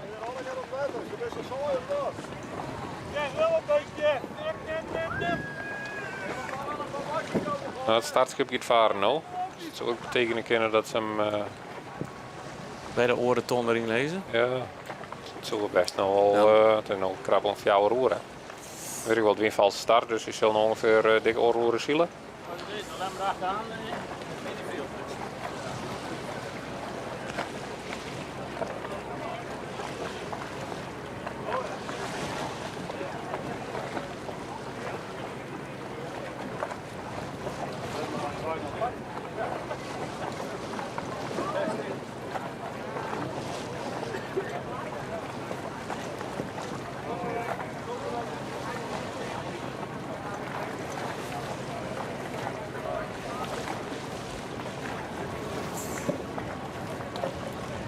Duidelijk Akram hier een gotje mooi de Ljouweters slaan. Willem Zwaga.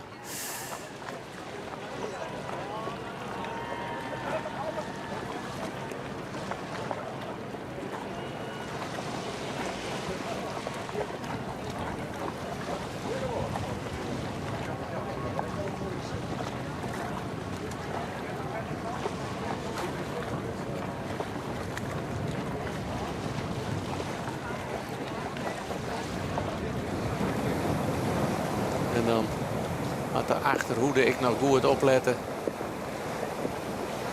Toch alle scootjes wijzen terug in de zielematten.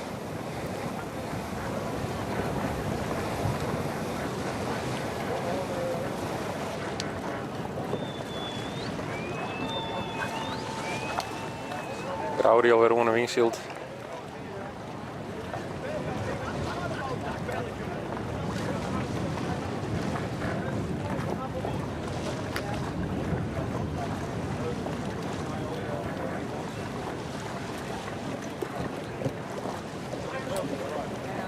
Ja, Langwaar had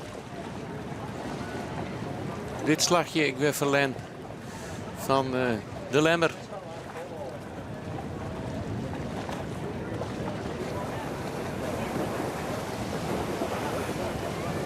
En dan kun je nog heel lang trossielen, maar nou is het meeste er wel uit in de wedstrijd. En dan had iedereen een goede kans om zijn plak. Ja, er zal geen grote verschil mee komen, maar toch Huzum en Jouwer die zullen dan wel, of tenminste Huzum zal dan wel even proberen bij Jouwer direct in Kruisrak.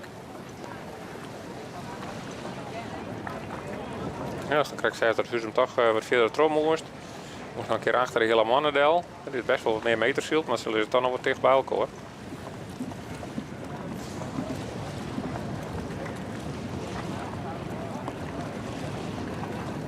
Ja, dat wordt Sam mooi uit de start. Gong gelijk de fout in. Of ja, pakte verkeerd uit. Laten we het zelf eens vertellen. Bij de onderste ton kwam onder alle turen te lezen. En het is behoorlijk oorzaken. Zielt de hele wedstrijd als een beetje op het joggende plakje.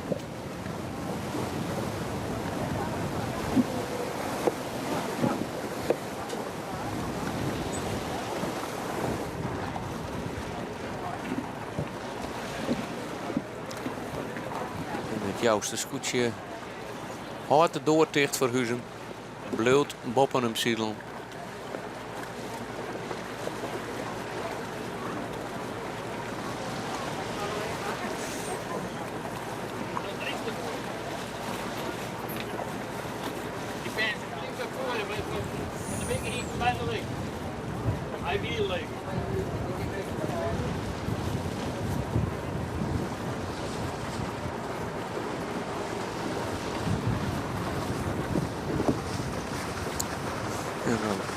Weer achteruit van het veld.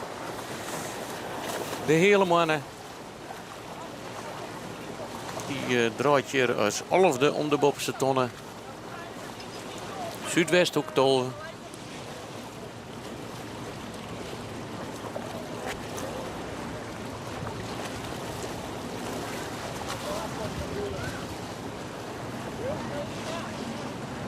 Zakkert ik wat al, die had in het begin ik nog wel even op het ziende plaklijn. Ja.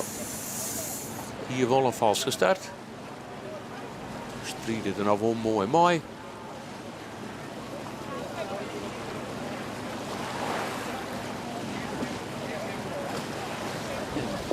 Hier hebben we de koprenner in beeld. En dat is het grauwste scootje.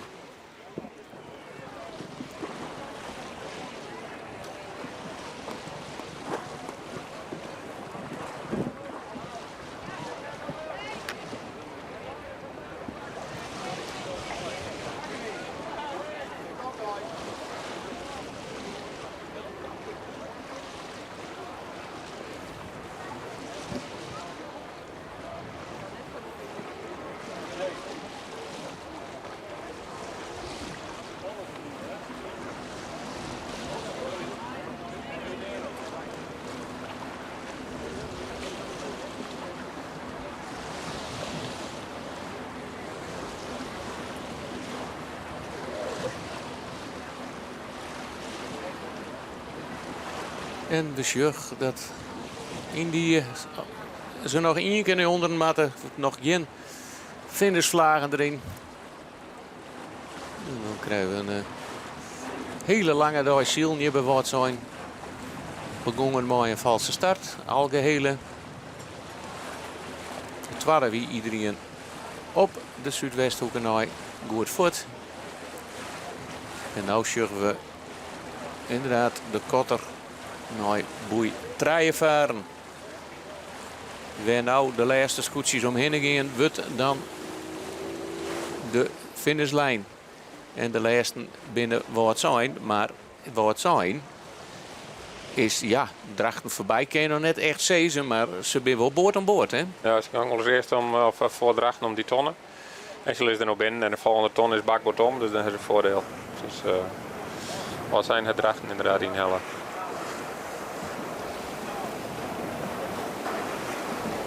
Als nou een op- en delbaan gaan hierst, dan weer grauw nou achter Drachten omgang. Want grauw is krap om bij die bovenste tonnen.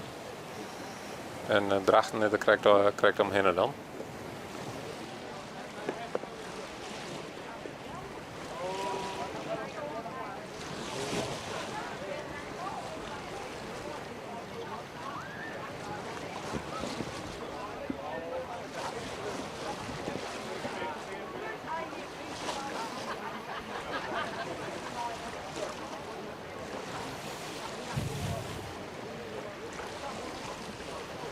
De nummer 2.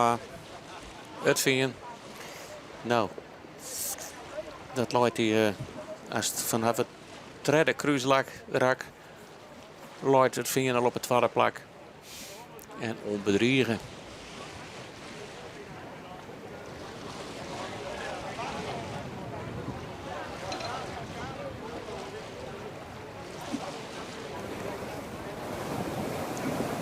Nee, dat Huzum nog wat proberen bij de jouwer.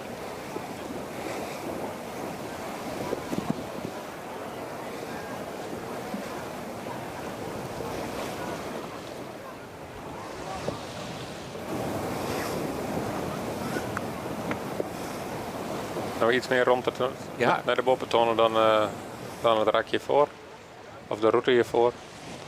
Kan wat strakker uit bij de boventonen. Nou is er iets meer rond.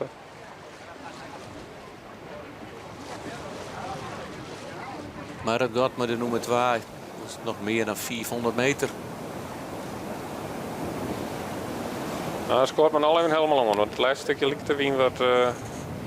Dan kun je hier ook mooi zien.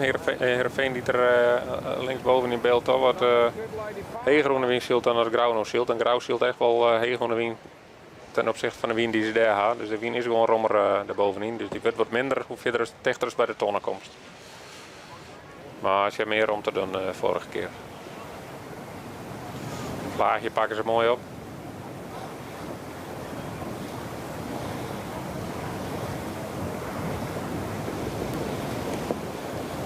Lijkt het wel dat Jouwer en Huzum elkaar in duel binnen. Jouwer draait weer.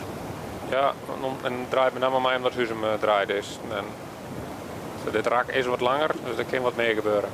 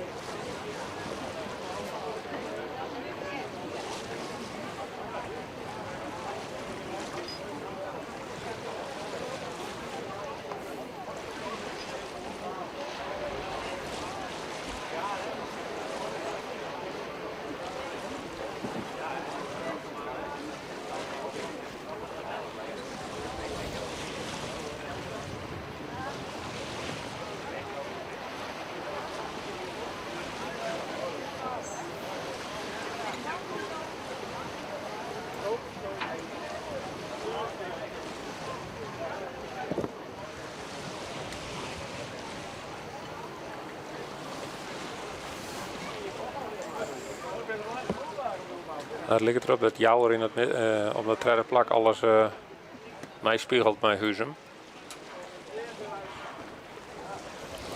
Zwaaier achter Heerenveen. Ja, dan had ze nog een vol kruisrak, hè? Ja. Verstandig is het. Als je er vanuit gaat dat je sneller binnen. Kun je dan net beter je eigen route pakken. We zullen het zien. Ja. Ik bedoel... als hij de lijnen volgt van Grauw en Veen, want die vind ik niks meer uit, hè? Nee.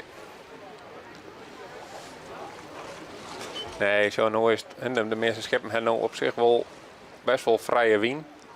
In de middenmoot zitten we op de street in met Jouwer en Huzum en daarachter met Akram, Ljout en Lemmer. Dus die hebben wel wat les van elkaar. Maar ja, met Jouwer kiest er gewoon voor om te spiegelen op Huzum om die klappen mee te doen. En samen met vrije wien gewoon ervoor te blijven. Ik krijg hem even van voren. Ik is al ree. Ja, daarom krijg je hem daar zelfs ook bakboord. Valt valt voort uit de...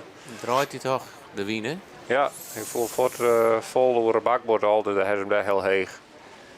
Nou, zoals dat ik en Huzum ga ik voor mij.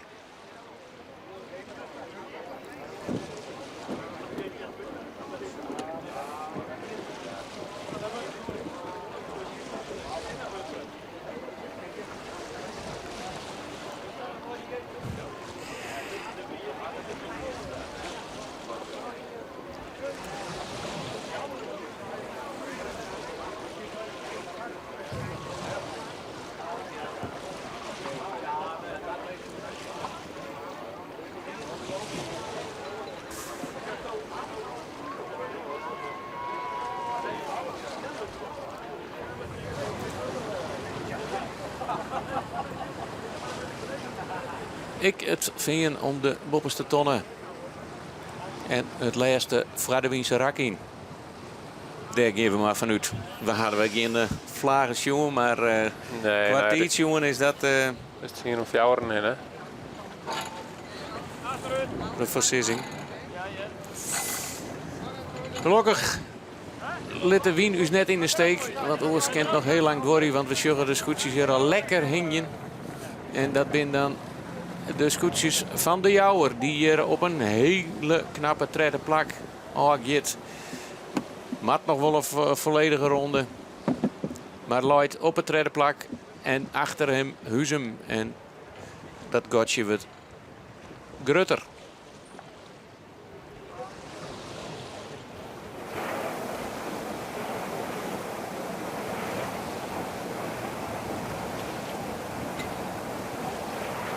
Dan nog heel dit mooi Fradewiens rak, hè? We zeggen dat de turen goed staan. Ja, wel iets minder wind aan die kant. Hè, want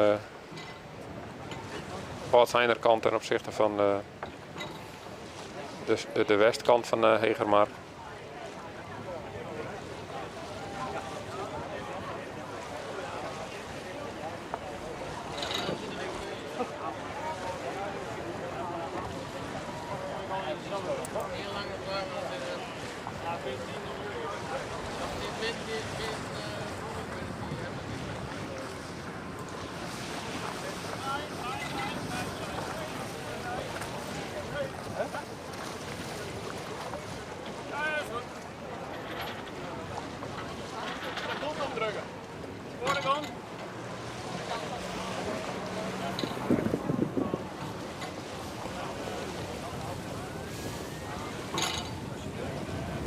De Jousters. Scootje dat in 2015 nog kampioen waren. In de SKS. En nou ik weer heel mooi zielt.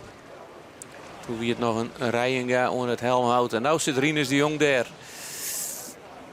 2000 Santjen waren ze disqualificeerd.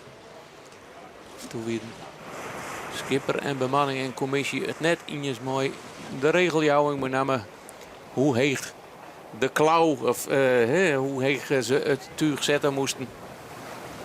En binnen wij de race uit de competitie zetten. In principe kwestie. Maar nou doen ze weer fantastisch mooi. 2018 start Rinus de Jong mooi en al op de plak. 2009 een negende plak. Vlieden hier eindigde zich als negende. Ja, en ze zullen nou wel weer een stukje klimmen in het klassement, hè? Ja, het is nog negende, maar zelfs net een langwaar inhaling.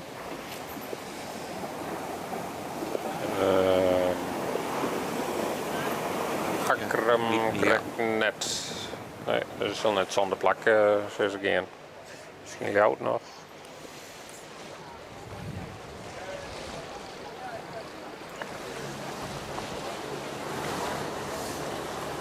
Nummer 1, nog heel tijd. Grauw. Nummer 2, het Veen. 3 Jouwer om het tonnen. Nou, daarachter nooit zitten op het 4e plak Huzum. En 5 zullen we nou op Akkermon komen op de Bobste tonnen. En nou liep het er zich toch wel een aardige tekening in te zeggen van de plakken waar ze... Ja, weinig zielen, wisselingen hè? meer, hè? Ze hielden hier waarschijnlijk wel finishen kennen. Maar... we zullen het zien.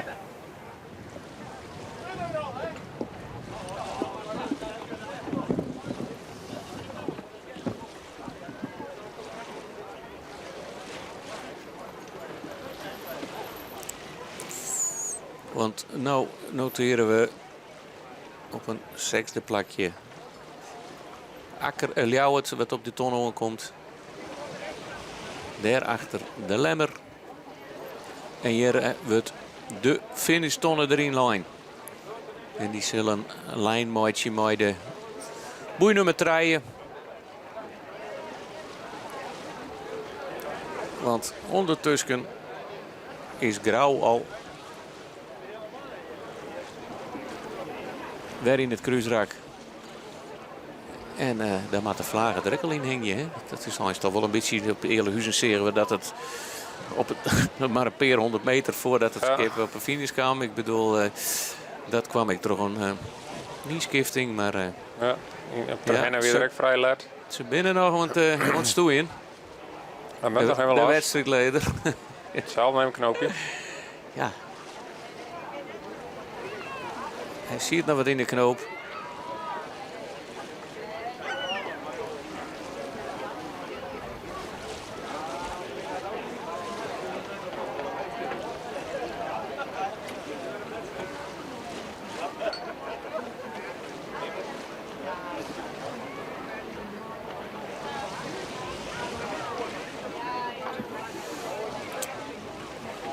De wedstrijd die onder leiding van de commissie van Waardsheim staat. Mooi. Bart Lekkerkerker. En ja, die kennen al over op een tegenslagen dag. Hè? Hele mooie wedstrijd. Mooie wedstrijdbaan. En nou, een van de mooiste songlijsten die ik laatst hier in Sjoen heb. Meestal is het toch wat op een gegeven moment wordt het wat een parade. Dat ze wat heel wie naar beneden gaan en een onderwien in dezelfde slagen blijven. En er zit nou toch wel wat meer strijd in, zowel verder wien als onderwien.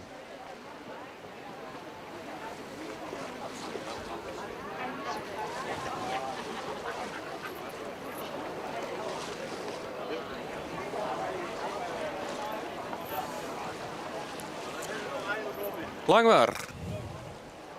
Jit als 8e om de bopperste tonnen heen. En het mooie is dat deze commissie het morgen al hier nog een keer organiseren. Mooi, ik zie het nog maar een keer. Morgen kwartier voor Alven. Ben wij weer op de stuurder en op internet. Mooi live verslag van de wedstrijd Waardsheim 2, de inhaalwedstrijd.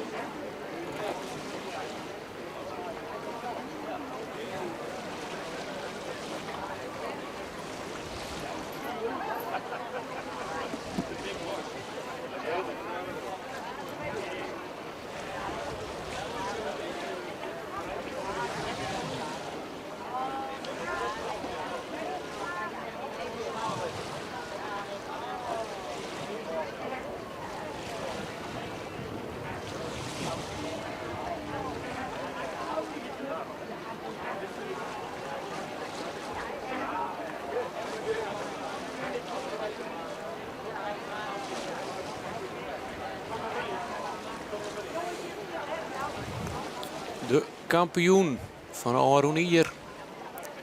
De Lemmer. Een zande plakje. Mat net vaartje, maar efterom zien. Want het zal het vinger wezen dat hem Joert voorbij gaat in het klassement. Wat zijn dit Zuidwesthoek in Helluid, in de achterijn. Het spant er even om wat drachten of Zuidwesthoek en als tredje om de tonen gaan.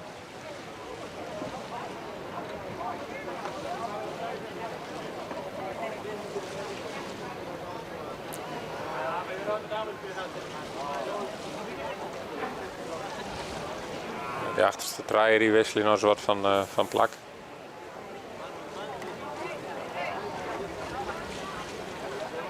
Maar dat is het dan ik wel. Ja. Nou, dat krijgt ik hen als je lange wedstrijden er echt wel tekening in de strijd. En Grauw die nog wel even mij klapt met Heerenveen. Om in ieder geval in dezelfde lijn te blijven. In ieder geval misschien wel om Heerenveen te dwingen om het verder onder die wal te gaan. Maar toch zeg je ik dat onder de snelheden en onder dat Grauw is in de eerste stuk een heel lang uitroen, maar het vinger rent nou weer wat in voor wat het wurg is, maar dat die snelheden wel heel tegen bij elkaar lezen. Ja. Nou, en dan is nog echt wel de Huzum die toch wel dreig gaat. Dat is de eerste bovenwier, de eerste route. En nu toch heel lang met Jouwer in de strijd werd had, maar nu echt met Akkerum in de strijd is om het vierde plak. Dus zak het wel iets naar achteren. Het komt misschien ook omdat ze in aanval zijn op Jouweren. Dat Akkerum daar toch iets dichterbij komen kan. Maar daar ook zelfs even zwaaien in het publiek al. Voordat het gebeurd is. Volledige ontspanning.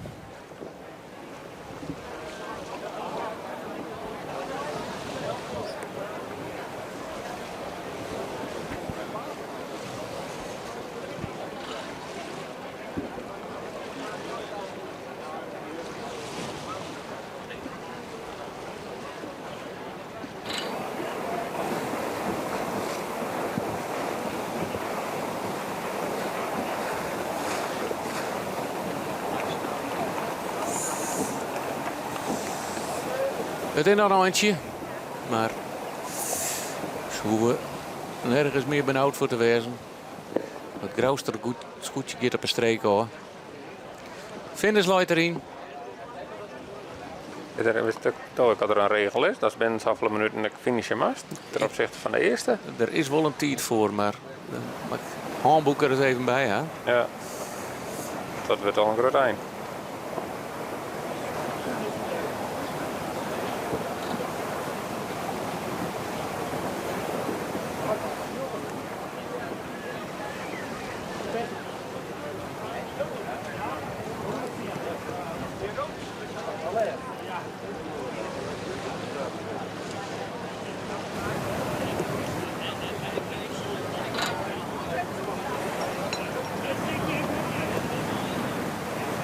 Vooron is net heel spannend met Grauw en Heerenveen.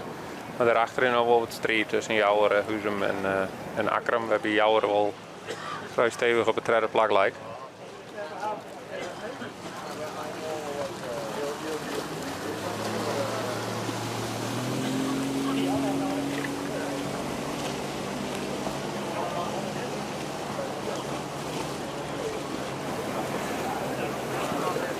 Grauw draait je voor de laatste keer richting de finish en zullen we je dan op bakboord door de finish zetten.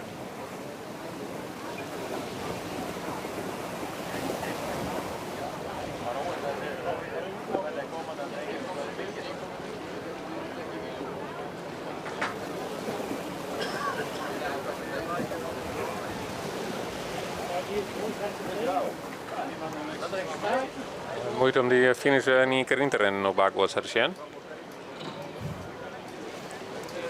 Dan maken ze het nog even spannend. Nou ja, het Veen zelf wordt net dichterbij komen, maar ze hebben net heel goed op bakboord in ieder geval. De wien is daar wat ongunstiger, ja. Ja.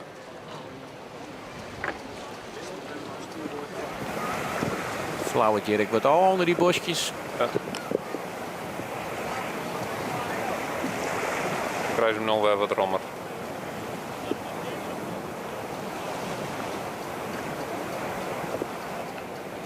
Wils we daar de scootjesjugger die nog helemaal onder de Marimatte om het laatste kruisrak in te gaan. Gaat Grauw al op de finish en dat is hier links die rede tonnen en rucht dat lietse rede baltje. En dan een denkbeeldige lijn tussen die twee ton. Dat is de de finishlijn. Ze krijgen wel heel gunstig nou weer, hè. Ze draaien gewoon rug op. Ja. Maar...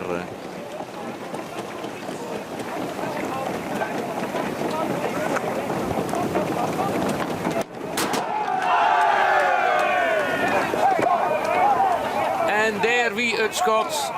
De derde oerwinning voor Douwe Visser van Grauw en zijn bemanning. Soeverein op kop. 4 voor het vingen dat nog komen moet. En dan hebben we het maar net over de rest van het veld. Geertje hing het al achter het scootje van Grauw. En Silke Liek even impeteer maar de winnaar. Ja, wordt het net een beetje saai? Saai? Nee, hoe vaak hebben we om 3 keer toch? Ah, dat is nog niet, nee, absoluut niet. Nee, genieten. Wat een mooie wedstrijd. Wat geweldig mooi zielt. Genieten, ja. En lang zielt? Ja, zeker. Maar waarom niet? Geweldig mooie strijd. Dus waarom om 4 uur al aan de kant of kwartier van 4 of 4 zelfs. Dus nee, prachtig. Ja, vanaf het begin Veron, ja, de eerste cruiserek nog even naar Stwarrelmetonnen, maar doe het de koppositie pakt. En wat is er nou in uit?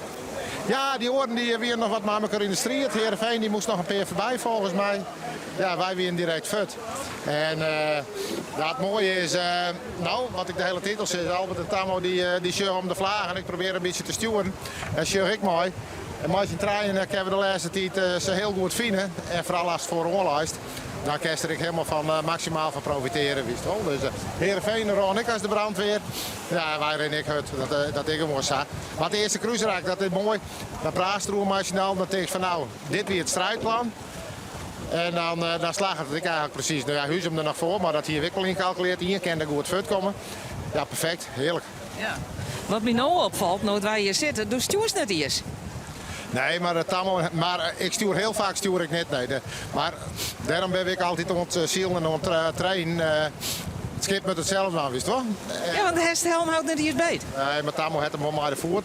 Maar eigenlijk dat het van begint tot het eind van de vlaag, dat het helemaal zelf. En uiteindelijk jou ik hem iets drukkertje weer om en dan gaan we weer op naar de volgende, wist je wel? En dat is natuurlijk geweldig genieten. Ja, maar ik vind het wel bijzonder, want je hebt dat scootje van het winter helemaal weer op naar je opbouwt eigenlijk.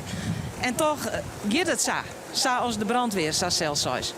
Ja, nou ja, maar dat wij van de eerste wedstrijd alleen maar gooi hier met de boel aan het in zal ik goed kleren, weet ik veel wat. En toen ging het al heel makkelijk. En dat is het hele voorseizoen geweest. Ik maak zo de turen, zeg maar. Heb ik gewoon gast alles wonnen al. Nou het molenaar Jaap Jongsma, die had echt een supermooi tuur voor ons maken. En precies zaten we het graag hebben, maar een geweldig soort druk erin. Ja, en dat just, hij speert fut. Ja, dat is de huid van Jens, dus analist bij Omroep Friesland. Ja, nou ja, het zijn alle zielfamilies hier. Hè. Nog even een vraag. Just nog naar het klassement? Elke dag natuurlijk. En dit is een goeie. Dit jouwt nog meer rust. Maar als het schip zo rent, staat er sneur rond en staat er joert rond. En zat er op Langwaar rond, ondanks dat we dan tweede winnen. Ja, dan wil je net zo heel gauw zenuwachtig. Hè? We kennen dus nou ook wat te permitteren natuurlijk. Ja. Dan was je met 2 vingers in een Noors kampioen. Dat wil je nooit. Maar het gaat mooi. Het gaat best genoeg. Understatement van het hier zo ongeveer. Leuk wees Douwe Visser en bemanning. Maar dit mooie is het plakje. Dat weer de winnaar. En de nummer 2 is ondertussen ik oer de finish. En die man zal ik blij wezen aan boord van de Gerben van Manen. Sietse Brouwer, wordt Joert, tweede op wat zijn. En dan is het wachtje op de rest, want die zitten nog een heel eind achter. Maar het jousterscootje doet hele goede zaken, Joert. En zielt er toch een behoorlijk eindje uit bij het orenploeg. Nou, zullen we ze mooi in beeld. Die is ik redelijk onbedriegen. En daarachter, daar is nog wel een volleindige strijd om het 5e plakje bezig. Dus ik echt hele orenkanten uitvaren nou, hè? Ja, om 4:05 en dan ben de Huzem en Akkerum die daarom strijden. En misschien kan Ljout er nog wat van profiteren. Die krijgt helemaal reactie in beeld, uit beeld vinden is.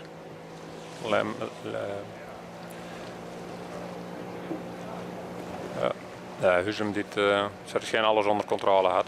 Ja, Akram kan pas draaien wat Huzum ook draaien is, maar Huzum zal zo ver gaan dat ze de finish onzielig kennen.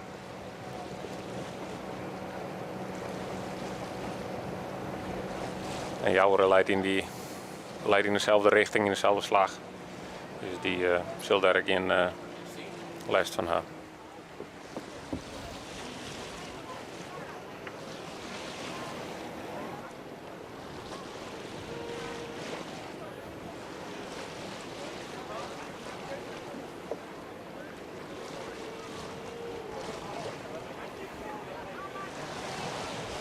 Maar wel knap van het veen, dat is het echt top bijbleef ook. En dat met name het gat tussen nummers 2 en 3 is misschien nog wel nog groter dan tussen de nummers 1 en 2.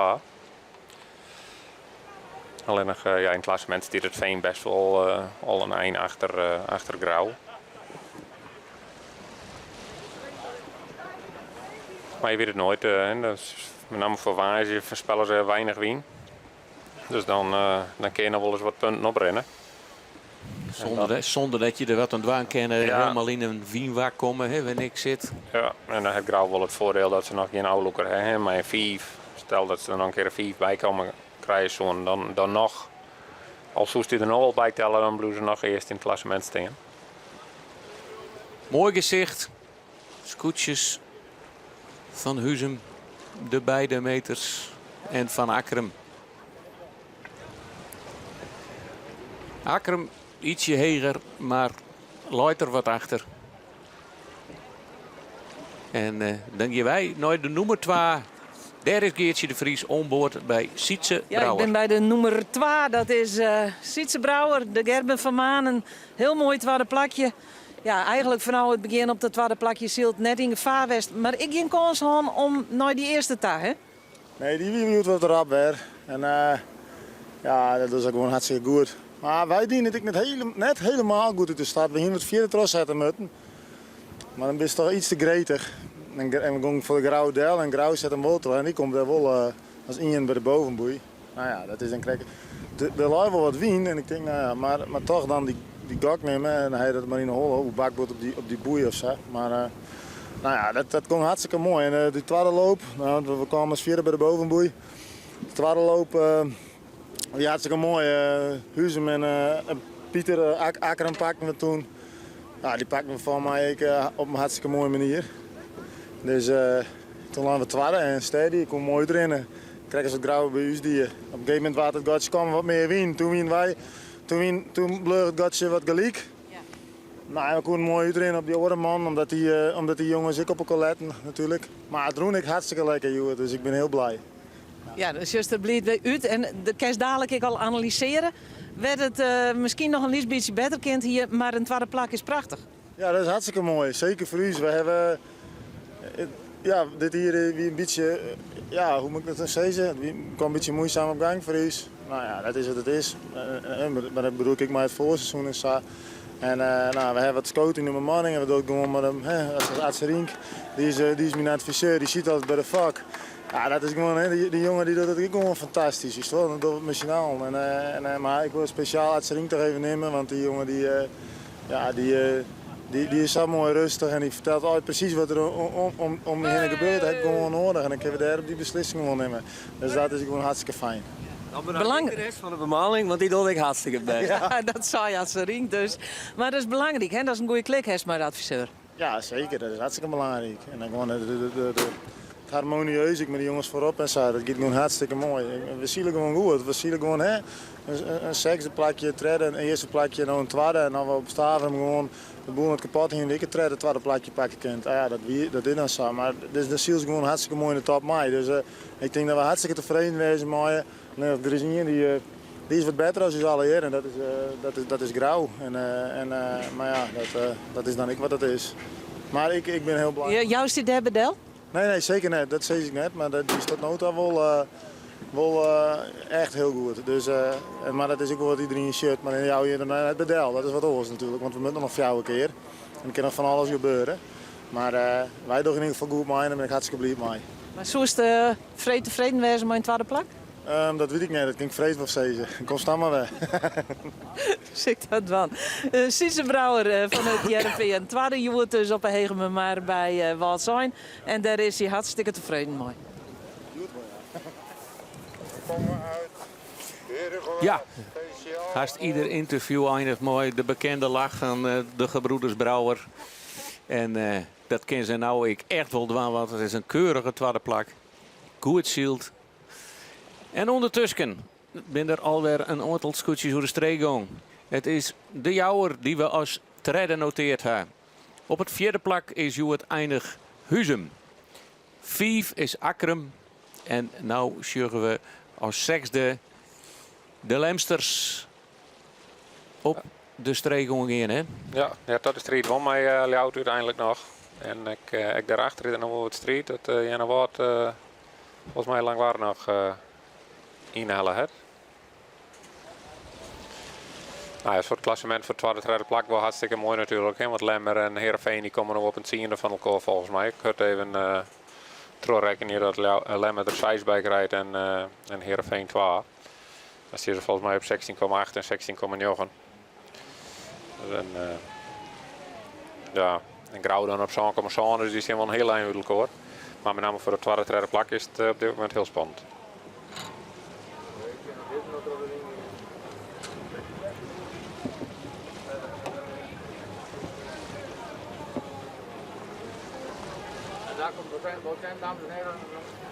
Zit er dan nog wel wat in, hè, bij die oude wien, dat er met name in het laatste cruiserak dan nog wel wat mutaties binnen mij. Dat Jenne Woord die lang waar pakt had. Tenminste, zal ik het. Jenne Woord met nog wel even naar stuurboord. Lang waar die daar op bakboord aan komt.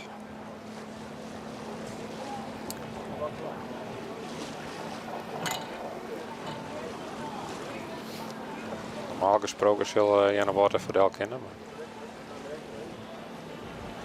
Maar ze komen net zijn hut op gang.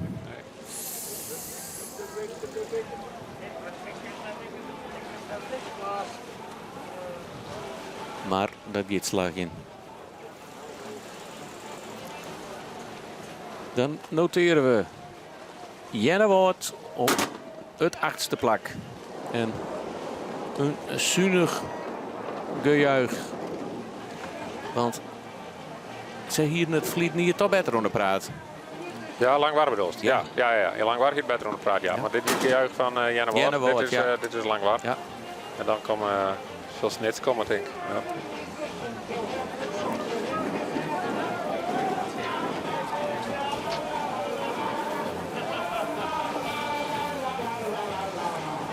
Wat zijn het toch de strijd van achterste fjouwer ligt die te winnen. Zullen hem draaien voor de hele mannen. En dan gaan ze praktisch de hele wedstrijd op het shitje in de plak zielt. En dan uiteindelijk dan nog waarschijnlijk als halfste finishen. Dat wie het gaat voor de Scott voor de snitsers op het 10e plak. Wat zijn. Mat nog een paar metertjes, maar noteren we op de 11e plak. Daarachter de hele mannen. Had ik even Hildel achter online. Maar komt haast Scott op Scott. Dat scheelt net zo volle. Mooi. Wat zijn hoe de streek. En dan wacht je weer nog op 2 scootjes.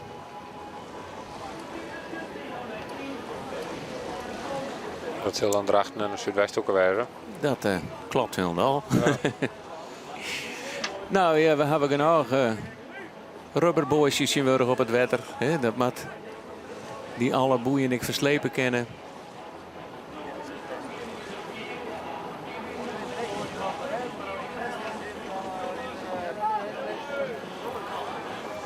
Nou, hele mannen die dan in je plakje voor Drachten eindigt. Nou, dat betekent dat de beide Drachtenscootjes volgens mij in het klassement dan gelijk staan. Want Drachten staat een puntje voor op hele mannen.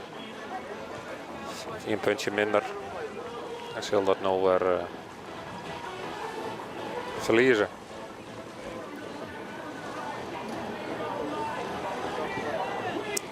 Dan praten we over de achteraan. Wil zij even een mooie oer. De Frieske velden en wetters uitjoggen. Mooi. Prachtige droombeelden. Van onze piloten op het groen, maar mooi de drones in de lucht. Is het toch prachtig te volgen in nou, hè? Ja, daar ben ik prachtige beelden. Ondanks dat het dan voor plak 13 14 is, maar als liefhebber van het Friese Laan en van het scootjeszeel ben dit wel mooie beelden.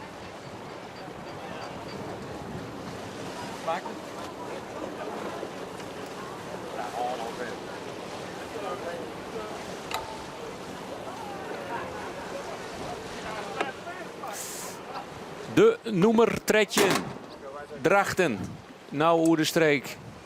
Wils wij de Zuidwesthoeken. Ik op de lijn onvaren sjuggen. Die zal ik in het schot vallen. En dan geven we maar even naar het algemene klassement. Nou nee, naar de klassement van Juwet. Dan even de daguitslag. Op nummer 1 eindigen. Mooi een grote voorsprong. Grauw.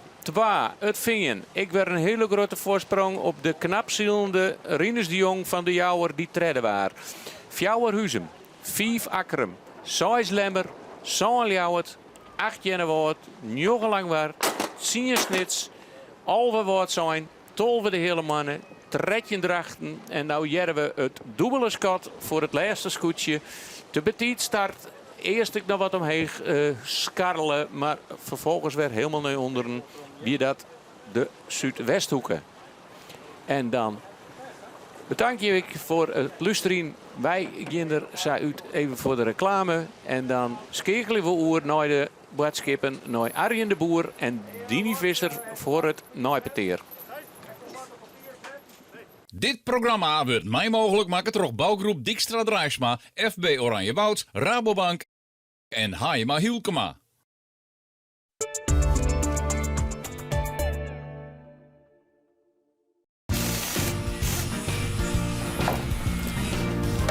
Tjerk. Yo, Freek. Wat moet jij hebben? Frikandel speciaal, kipcorn.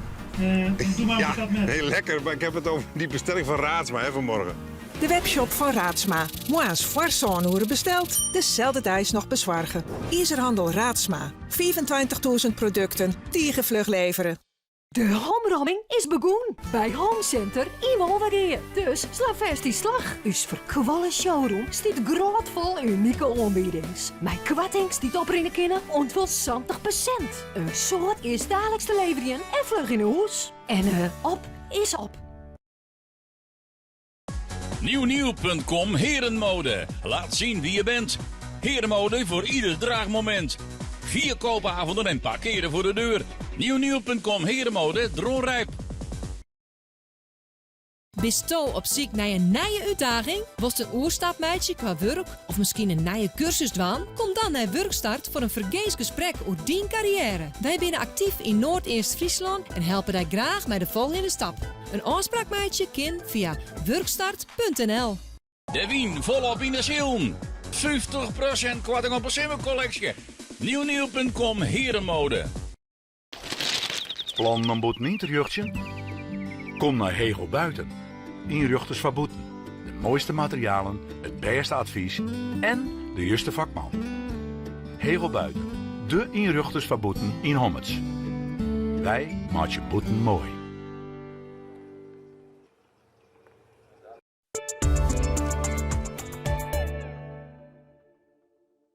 Dit programma wordt mij mogelijk maken door bouwgroep Dijkstra Drijfsma, FB Oranjewoud, Rabobank en Hayema Hielkema.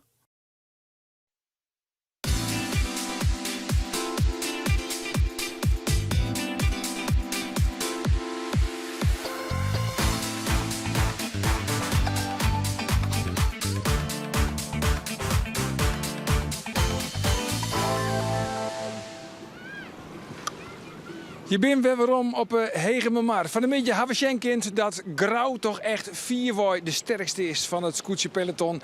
En we kunnen misschien stiekem al mijn potleerd opschreeuwen dat Grauw de SKS editie 2023 winnen zal. Of net, Dini Visser? Nou, ja, dat is wel wat spannend natuurlijk. Omdat nou al te zeggen, maar hij doet weer magistraal. Hij met wel een hele hoop dingen verkeerd wanneer nou en in wil dat net slagje. Ja, toch? Van, het is misschien nog wat betierd, nog 4 wedstrijden, maar daar kunnen we toch eerlijk over wezen. Hij steekt er wel echt met kop en schouders bovenuit. Ja, er is dit op het heden geen maat op. Hij steekt door al bovenuit, dat heeft heel goed gevetten. Ja. Het heeft natuurlijk te krijgen met de stuurmanskunsten van de skipper. Het heeft te krijgen met de bemanning. Maar we hadden het Geertje Eccles in het interview. Het heeft echt te krijgen met het scootje. En daar heeft ze oude in de winter nog wat ondien, wat verloren. Kist u uitlezen wat Grauw krijgt die in het met het scootje? Ja, het is wat derdehands informatie. Want ik ben net de hele winter er al bij geweest vanzelf. Maar ik heb begrepen dat zij... Dat is misschien een beetje geheimzinnig hoor, of net? Er is altijd toch wel wat geheimzinnig aan dat dingen als scootjes verloren worden. Dat is altijd wat spannend. En ze willen de concurrent, want dat is natuurlijk van Snits. Die willen ze net wiezen, maatje, dan dat al is. Nee, dat zijn van die publieke geheimen. Maar ja... Toch wist het zo, dat wist het. Ja, dat giet wel wat roem, zo'n verhaal. Maar ze hebben de scootjes, die hebben die lezen in het wetter. En dan heeft een wetterlijn. In de vorige formule wie een kwarte wetterlijn geschikt. Dan kwam je er heel gunstig uit. In de huidige formule is het zo dat hoe meer wetterlijn je hebt, dus hoe langer het skip eigenlijk in het wetter is, ja, hoe voordeliger dat is. En dat het Grauw dit hier zei de wetterlijn onpast. Of tenminste het skip wat onpast, zodat ze dus een langere wetterlijn hebben. En daardoor mochten zij nog of jouw kantenmeter meer zeil hebben. Nou, en dat liep het geen verkeerde kaarwesten hebben. Nee. En wat zal dan de consequentie wezen? Ik denk van het winter, dan gaan die oren tredjes, koetsjes zullen hetzelfde van. Ja, dat leidt, nou ja, of ze het al dwang in, dat weet ik net. Want het is net voor iedereen misschien even geschikt. Levert het misschien net op. Dat is ik zit er net heel erg diep in de oude ronde periode. Maar het is wel zo dat er een beweging weer op gang komt vaak. Ja. En ja, je en ik als vereniging ze kennen van, god, misschien hebben we daar dan ik eens wat... Hoe nou je denkt, zat ik er volgen binnen, ja, is dat wat je wil? Ja, maar dan komt er weer een nieuwe zeilformule. Ja, er is nou deze is dus krijgt nij, dus dan gaat iedereen zich daar weer op aanpassen. En dat is natuurlijk logisch, want iedereen wil zo vlug mogelijk. Dus iedereen helpt het al het maximale uit. Maar ja, dat kost het ik weer een heel soort geld. En dan heeft weer een discussie over ongelijkheid, nou ja, enzovoort. En dat gaat ongeveer al 80 jaar zo. Dus, en daar kom je hem elke keer wel weer de winter terug. Ja, zo krijg je er een mooie praat bij, ja. Maar het liep het wel echt een beetje, want er wordt wel een beetje geheimzinnig goed in. Hè? Want dat onbelangrijk is, het krijgt de Formule 1. Als de ene Red Bull wat doet, dan wil Mercedes het witten en dan wil die orenploegen wel het witten. Het is toch altijd een beetje geheimzinnig. Ja, het is toch een beetje spannend al Wiest. We hebben natuurlijk een commissie die de originaliteit bewaakt. Dus alles wat er onder een skip veroren wordt, dat moet melden worden. Dus daar is verder, dat is eigenlijk heel transparant. En dat is inderdaad bij de Formule 1 natuurlijk extra. Maar ja, je ziet je wel al de rondte op die er is natuurlijk. En ja, je wil de rest net wiezen, maar ze dan zelf binnen, zei ik. Zij is het. Nou, we pakken de dijkslag er even bij. Die hebben we voor jou op kaart staan. De winnaar hier op Hegememar, dat is vanzelfs Grauw. 2 Jereveen, 3 De Jouwer, 4 Huzum, 5 Akkerum, 6 De Limmer, 7 Ljouwert, 8 Jennewoord, Langwaar, 10 Snits. Ik herhaal, Dini, 10 Snits. Over wat zijn, tolven de hele mannen, 13 Drachten en 14 de Zuidwesthoeken. Ja, als we het hebben over scootjes die hier toch wel wat teleurstellen. Dat ben Drachten, maar bij de gebroeders Pietersma, maar Rex niet. Ja, ik denk dat staat wel sinds ja, het is te wisselend. Hè? Er zitten hele mooie uitslagen bij en er gebeuren hele mooie dingen. Het skip het hele mooie hechten soms, maar soms wil het helemaal net. Dus, en dat is bij je Drachten, die het hele voorseizoen het je heel constant vooraan en een mooi heeg en hut. En ja, het komt er op het heen niet net uit. Dus ja, wat dat dan is, dan ben we gewoon die man nevreden. Ja, nou goed, maar ik neem aan Do als die Huid zit achter op het skip. Het is die broer Jappie die het helmhout beet het. Hij heeft toch dagelijks contact bij deze man? Nou, ik probeer ze ik wel een beetje maar rust te laten, want het is al best wel pittig alweer. En elke keer hetzelfde verhaal ophing je. Dat helpt ik net altijd. Maar de musten, ja, ik denk dat ze... Ja, ik heb dus nou nog net met ze praten. Maar ja, als het zeil er net goed op zit, het field lijkt gewoon heel dicht bij elkaar. Elke lietse beaches die het net goed binnen, dat wordt gewoon direct uitstraft. Dus ik denk dat daar de gevolg van is. En dat is op zich mooi, dan werkt het de Formule wel. Hè? Ja. Zitten ze er mooi, echt? Dat het wat moois tingst? Nou ja, je wil natuurlijk wel graag voor de eerste prijs meedoen. En als je dan in het achteraan maaisielen, dan ben je wel teleurgesteld, denk ik. Ja. En het is vanzelfs wel een kampioenskoetsje, want zeg nog even één keer, hoe vaak wordt hij ooit kampioen van de SKS? Nou, dat wist ik. Ben net zo heel goed met dat soort getallen. Maar deze wist wel. Volgens mij is het nog een keer. Nog een keer. En Douwe Visser van Grauw, die is nou cyclekampioen. Die gaat nou op naar Zoon. Is dat nog altijd wel iets wat speelt of net? Ja, vast wel. Ik bedoel, je wil altijd boven je familie eindigen. Dat is in elke wedstrijd. Doen ze daar altijd weer hun best voor. Dus dat zal ik altijd op een beetje mooi spelen. Mooie, gezonde concurrentie. Ja. Dan nog even, want we zoeken nu naar het klassement. Grauw, we pakken de kaarten er even bij. Grauw zit op Zoon. Minste wedstrijd 5 punten. Op het tweede plak de Lemmer 16,8. En op het derde plak Jereveen 16,9. Ja, de strijd om plak 2, dat is misschien nog wel het meest interessant. Ja, dat is bloedspannend. Maar wisten wij nog jouw wedstrijd, hè? Er kan echt nog een heel soort gebeuren. Je wist het gewoon echt net. Er komt nog een heel waar misschien aan en dan krijg je er hele hoor uitslagen. Dus. Maar is dat echt zo? Want ik denk echt, het is kat in het bakkie voor Grauw. Zo zit ik in de wedstrijd. Of is dat te makkelijk? En als alles gewoon is, hè, alle wedstrijden worden gewoon op een normale manier gebeuren. Helemaal geen gekke dingen. Dan lijkt het wel voor de hand dat Grauw kampioen wordt dit hier. En dan gaat het inderdaad om wie wordt twats. Maar... Ach ja, aan de andere kant, Jereveen die bij het Skoftek met 3-0 voor. En het was toch nog spannend in RKC. Dat bedoel ik. Ja, en wie er kan ik iets kapot gaan. De kerst onvaart worden, is het maar. Er kunnen zulke rare dingen gebeuren. Dus ik snap dat wel. Parijs is nog ver. Nog 4 dagen om correct te wijzen. Ja, morgen dan is er dus de inhaalwedstrijd. Omdat de wedstrijd op een Veenhoop net trok hier. Die wordt hier inhalen op ditzelfde wetter. Beetje, heeft al naar het Waarbrug zien? Een beetje dezelfde omstandigheden? Ik heb er heel eerlijk gezegd nog net naar zien. Weet je wat, dan stel ik die vraag gewoon net aan die. Ja, doe maar net. Het heeft geen zin. Het gewoon geen zin. Nou, we moeten gewoon afwachten wat het Waarbrug morgen voor u in petto heeft. Wat wel weer is dat er morgen sealed wordt. Dan ben wij er vanzelf weer live bij. Die wedstrijd begint volle jedder. Net metjes om 10 minuten nu 12. Nee, die begint al om 5 minuten oer olven. Jawel. Dus dat betekent dat er geen palaver is. Dus de skippers die kunnen wel een beetje uitsliepen. Maar om kwartier voor olven, dan zoek ik als ik jou weer de televisie maar rondzetten.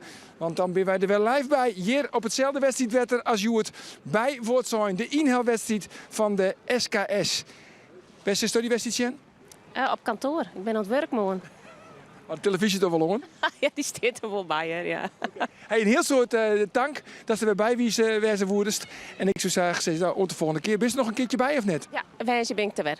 Gezellig. Ja. Wijze, dan is Dini Visser er weer. Maar ik zorg jou morgen dus weer hier op hetzelfde wedstrijdwetter bij wordt zijn. Kwartier voor over, net 40. Ontmoen. Dag.